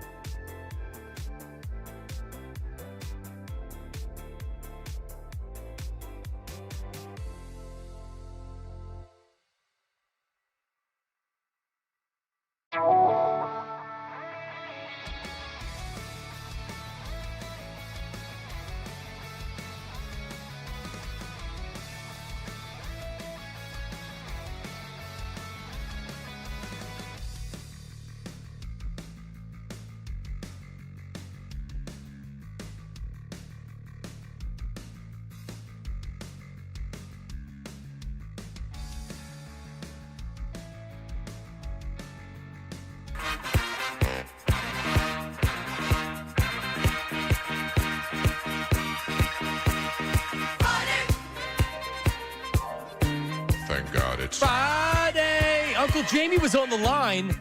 He's got his locks, his college football locks. Thank God it's. But then something's happening with the phones here because my screener, it says the connection's lost. Are you kidding me? Looks like he's calling back right now. But we've also had problems. Apparently, people have been calling us all show long, and no one's been answering the phone.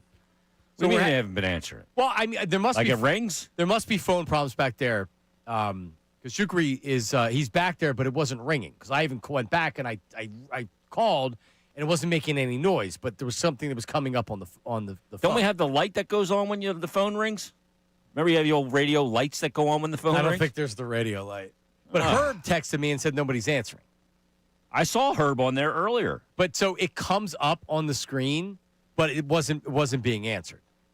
Okay. So what's going on? Yep. Yeah, so can you answer the phone back there? Because Uncle Jamie's calling, but he says nobody's answering. So are we like what are we doing here? It looks like somebody's doing it. And then my screener here. The guy's hot. We need to get his info. Connection lost, and so I don't know what's going on. But I'm sure we'll have a dynamite YouTube chat recap coming up at the end of the program, which is the old feedback. But we're on because there's so much activity going on the YouTube chat.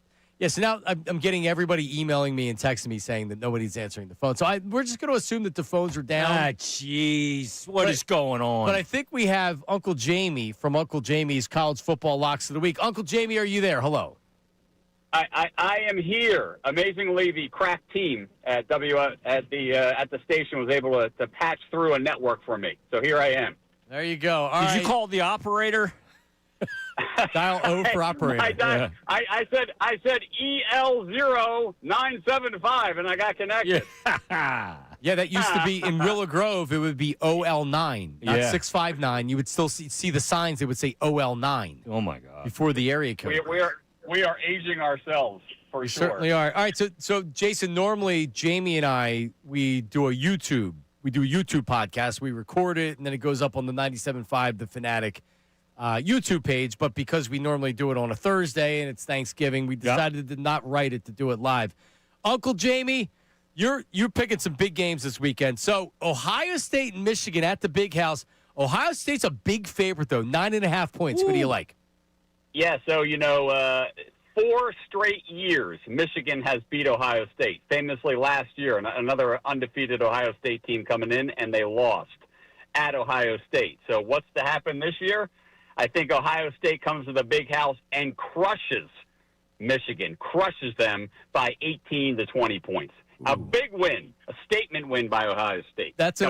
Julian saying this is his Heisman campaign. This is number one on the list for him to perform well tomorrow. I think they win big. Yeah, I heard Ryan Day yesterday was talking about it. I love how the coaches don't back away from it, and they lean into it. Yep. And Ryan Day was leaning into this game tomorrow. I agree with you. I think Ohio State's rolling in very confident in this game. I like the pick. And what's the number again? 9.5. Okay. On the road. They covered the 9.5. All right. Okay. All right. Ohio State. You got the freshman phenom Bryce Underwood from Michigan, but he's a year away from becoming the next Lamar Jackson. So this is the year Ohio State just comes in and thumps them, and then we can get back to some normalcy when Bryce Underwood develops a little bit more. All right. Ole Miss minus 7.5. Mississippi State, the Egg Bowl, and this is most notable because Lane Kiffin is expected to make his decision or announce his decision about staying or going. Likely after the game, he's going to say, I'm going to LSU. If that's the case or whether it's not the case, what does it mean for this game, Uncle Jamie? So I see this as being a minor distraction for Mississippi. I think people are overvaluing that, the players aren't going to play as hard. They don't know what their coach is doing. Everyone knows what the coach is doing. If the coach was staying, he would have gotten 9 more years on his contract for another $50 million from Ole Miss. He's going. Everybody knows he's going. He's going to LSU or Florida, probably LSU. The kids on that team, they're playing for themselves as much as they're playing for Lane Kiffin. They're playing for NIL money next year. That team is talented. Mississippi State has been competitive, but they come in and they thump them. Take Ole Miss and give the points. All right, Ole Miss minus 7.5. Finally, Texas and Texas A&M. You would think the number 3 team in the nation, even on the road, would be a favorite in this game. Not so fast, my friend. Texas is 2.5-point favorites. I mean, I know what the line's telling me, Uncle Jamie, but what's it telling you? An undefeated Texas A&M Aggie team going into Austin to play Texas, a 3-loss Texas team. And let me tell you, in the 8 wins that Texas had, they don't even look that good. Arch Manning has been at best up and down. An undefeated team comes in, and they're a dog. Vegas is screaming in my face, take Texas. Take Texas. I take Texas in this game. This goes back to last year. Every time I bet Texas, they burn me. They did it last year, too. They did the first game of the year. Man, you're ballsy doing it. They burn you, too. I feel you on it. But in this case, Vegas is yelling at us. They're yelling from the Wynn Hotel. Take Texas. I got to do it. Take Texas. I don't think Texas A&M's very good for being undefeated at number 3. I would agree. Even though they're an undefeated SEC team, they have not played a hard SEC schedule, and that's why Vegas is telling you they don't trust them in this spot in a. All right. Well, they're good. Did we lose them? Did our phones totally go? Sounds like we totally lost. Well, listen, we got to thank you. Oh, are you there? Yeah, it sounded like he was gone, didn't it? Sounded like he got clicked. Yeah. All right, finally, Uncle Jamie, give us a pick on the Eagles. Eagles, is it still 7.5? The Eagles at home against the Bears. Black Friday Amazon game. Your thoughts? Oh, no, we did lose him. He's gone. Oh, jeez. Problem with the phones. All right, there you go. Ohio State, 9.5. I love that. Mississippi, 7.5. I love that. I'm not betting Texas. They burned me so many times. Sarkisian stinks. All this talk about, pro teams are looking at him. Man, who the hell's hiring Steve Sarkisian? Yeah. Can he be an offensive play caller? No, I mean, and real back to Lane Kiffin real fast.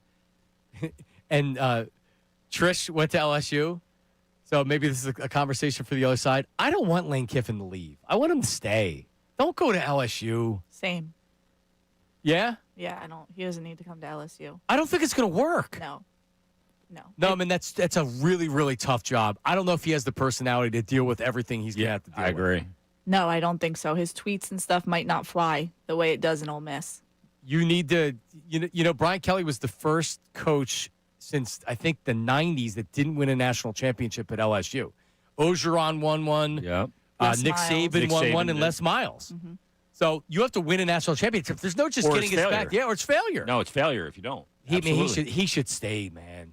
He should stay. He's got everybody will be everybody across the board. You stay at Ole Miss. That's your program. They'll be kissing his ass forever. All right, coming up, we do our final segment of the show. Your phone calls. Maybe Herb gets in here as well, but it's the YouTube chat recap next. Middays with Marks, 97.5 The Fanatic.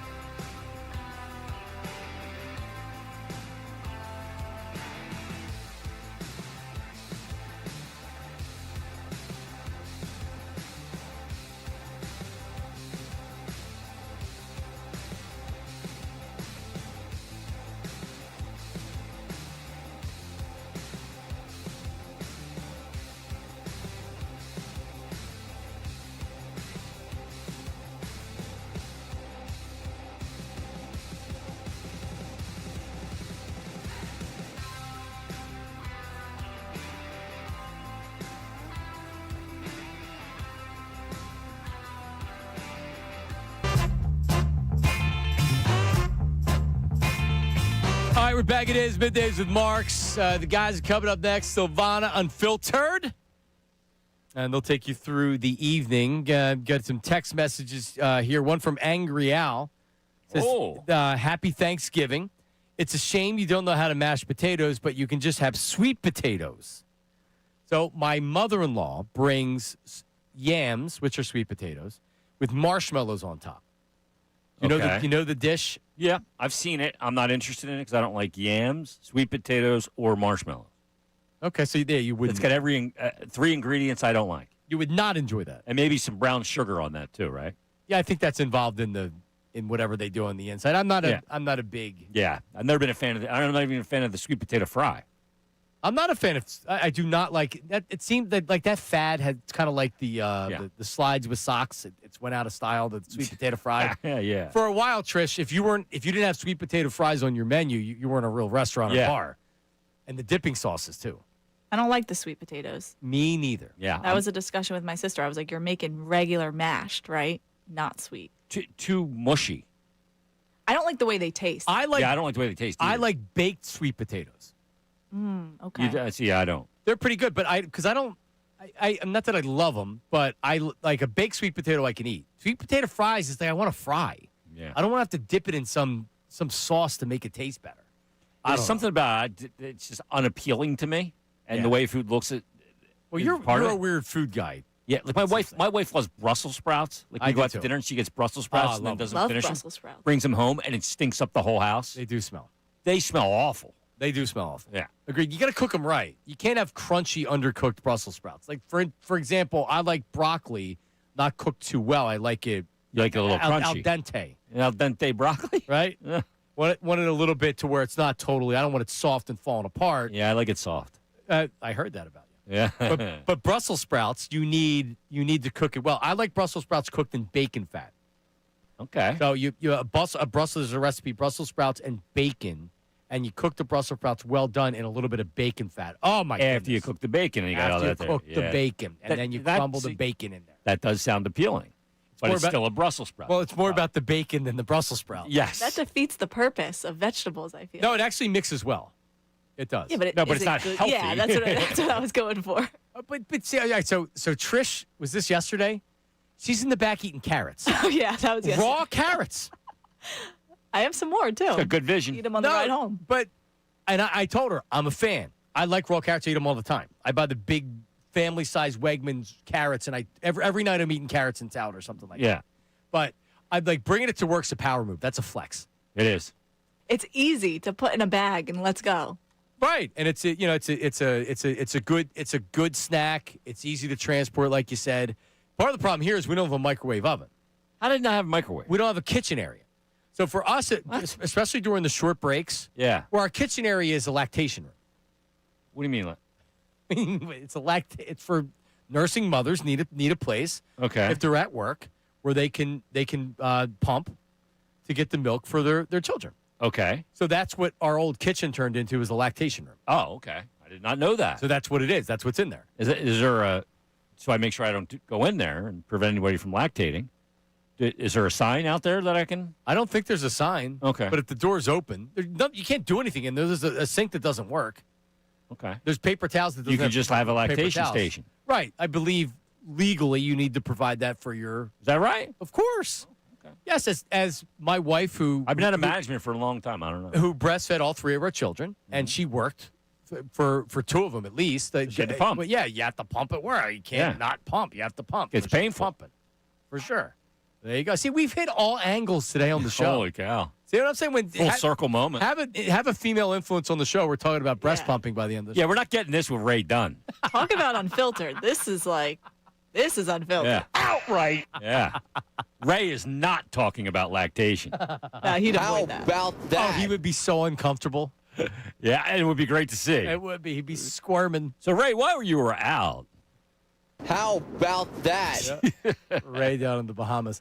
Okay, well, Jason, it's time. It's that time. Hit it. It's time for the YouTube chat recap. How about filling us in? Let me tell you something else, man. Watch us live on YouTube every single weekday. I can't lie. Let me tell you something.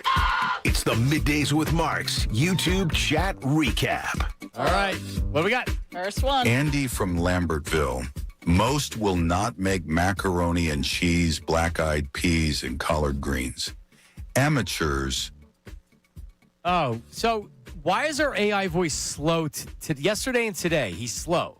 He's enunciating wrong, too. Well, I thought there was more to come. That happens from time to time. Yeah. But he's been slow. So I don't know what's going on with him. He maybe needs a little caffeine. But it's the same voice. We like this guy's voice, this AI voice, but he's at a faster pace. Okay. So Andy in Lambertville, it's more or less saying, yo, white people, you're not making any real dishes for Thanksgiving. Well, my old lady makes mac and cheese. So mac and cheese, it depends on how you make the mac and cheese. But black-eyed peas and collard greens, that's never been something that we've made.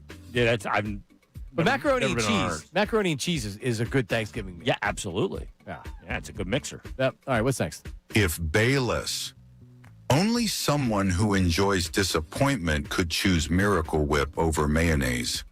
Congrats. You made sadness spreadable. Oh, good line. Yeah, I mean, here's what I'll say to that. Let's try out Miracle Whip. Maybe you've never had it. Maybe it's been a while since you've had it. It adds a nice tang to a turkey sandwich. I like the tagline, though, but I would just reverse it if I was the company. Spread a little happiness. Oh. Hellman's. Yeah, like Hellman's? Spread a little Hellman's. A little happiness. Are you regular amount of mayo, extra mayo, light mayo? Regular. Caputo? I don't do mayo either. At all? I'll do like a tomato and lettuce to add the flavor. Yeah, but that's not a condiment. I actually went on a rant at LSU. I don't do condiments. No. Ketchup is as far as I'll go on a fry and a burger, and that's it. So just ketchup, so no mustard? No mustard. How about a Chick-fil-A sauce? No Chick-fil-A sauce, no cane sauce, none of it. That's why Cane's is... Hot sauce? No, I don't do hot sauce either. What about ranch with your carrots? Oh, no. Sometimes, if it's at like a party. You'll do it. But I'm not like at my house. Give me some ranch. I'm kidding. You need a couple drinks to go ranch. I don't drink either, but okay. Yeah. Some water with lemons, you'll get me with ranch. Water with lemon, that's my thing. She is a party. Sure. I know, I'm crazy. I like it. Wow, you're wild. All right, what's next? Vinit ML. Nick does deserve a little more respect, but the fact is, we all know his limitation. He is not capable of taking offensive play calling and making it better. In fact, his offensive play calling is offensive. Yeah. As the AI voice said. And so is Kevin Patullo's. The AI is a little drawn out and slow. Is everybody still waiting for the game where it clicks and everybody gets it? Because the first half of the Cowboys game felt like that. Didn't it feel like it was like, we've seen it a number of times. And then the second half happened. Yeah. And we saw the game against the Giants that Kevin referred to, Kevin Foley, where the quarterback was phenomenal in that game. Phenomenal. And then he was good in Minnesota, too, against Minnesota. He had a couple good games in a row throwing the ball. And then all of a sudden you have the Detroit and Green Bay game. I got two more. Hit one. Rudavad. Green bean casserole evokes my gag reflex. Oh. What? I don't even know what that was. Makes him sick. Green bean casserole. Yeah. Makes him want to... Do you like green bean casserole? I guess you don't. Not really. It's okay, but I've only had it a few and far in between. Well, if you're not liking condiments, cans of cream of mushroom soup and the French fried onions on top. Yeah. Now, what kind of... You said you're getting the fresh green bean. I bought 4 pounds of fresh green beans. Yeah, the thing I like the most, but my wife doesn't like to make it this way, is with the French cut green beans from the can. That's a recipe, yes. I like the French cut. I almost did it, but I decided to get fresh. You're going actual. Because I'm not doing the real mashed Do you know how to French cut a green bean? You cut it on an angle, right? I don't know. I think that's what you do. I get it in the can. Last one. Angry Al in Norristown. Happy Thanksgiving to everybody that's on the chat. If you go out tonight, be safe and make sure you make it home for Thanksgiving dinner. Thank you, Angry Al. Well Guys, that's a public service announcement from Angry Al. Correct. Have a good holiday. When I remember, it's now McGurk's, and that is the YouTube chat recap. When I used to go to out, like when I was like early 20s, when I was going out to the night before Thanksgiving, it was like the best night ever. Now McGurk's, it was called the Bent Elbow Tavern. There was no taxis or Ubers or anything like that. I would literally have to call my parents and be like, "You have to come pick me up." Yeah, you needed a DD. So do not drive. There's no excuse these days. No, Not there that is there not. ever was, but there's no excuse. Nope. You can bring that down, Trish. Thank you very much. Happy Thanksgiving to everybody out there. Yeah, enjoy it. Mert, enjoy food, folks, and fun, family, football. Yeah, it's going to be a great day. So, everybody, I hope you have a good, safe, happy holiday and kick off the holiday season. What about a fake turkey? Are you eating fake turkeys there, Caputo? No.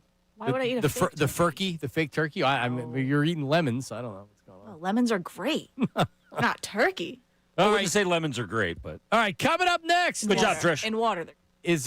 Coming up next is Unfiltered with Bill Colarulo, Ricky Batalico, and Silvana. I'll be in regular time, 10 a.m. on Friday. See you. Now,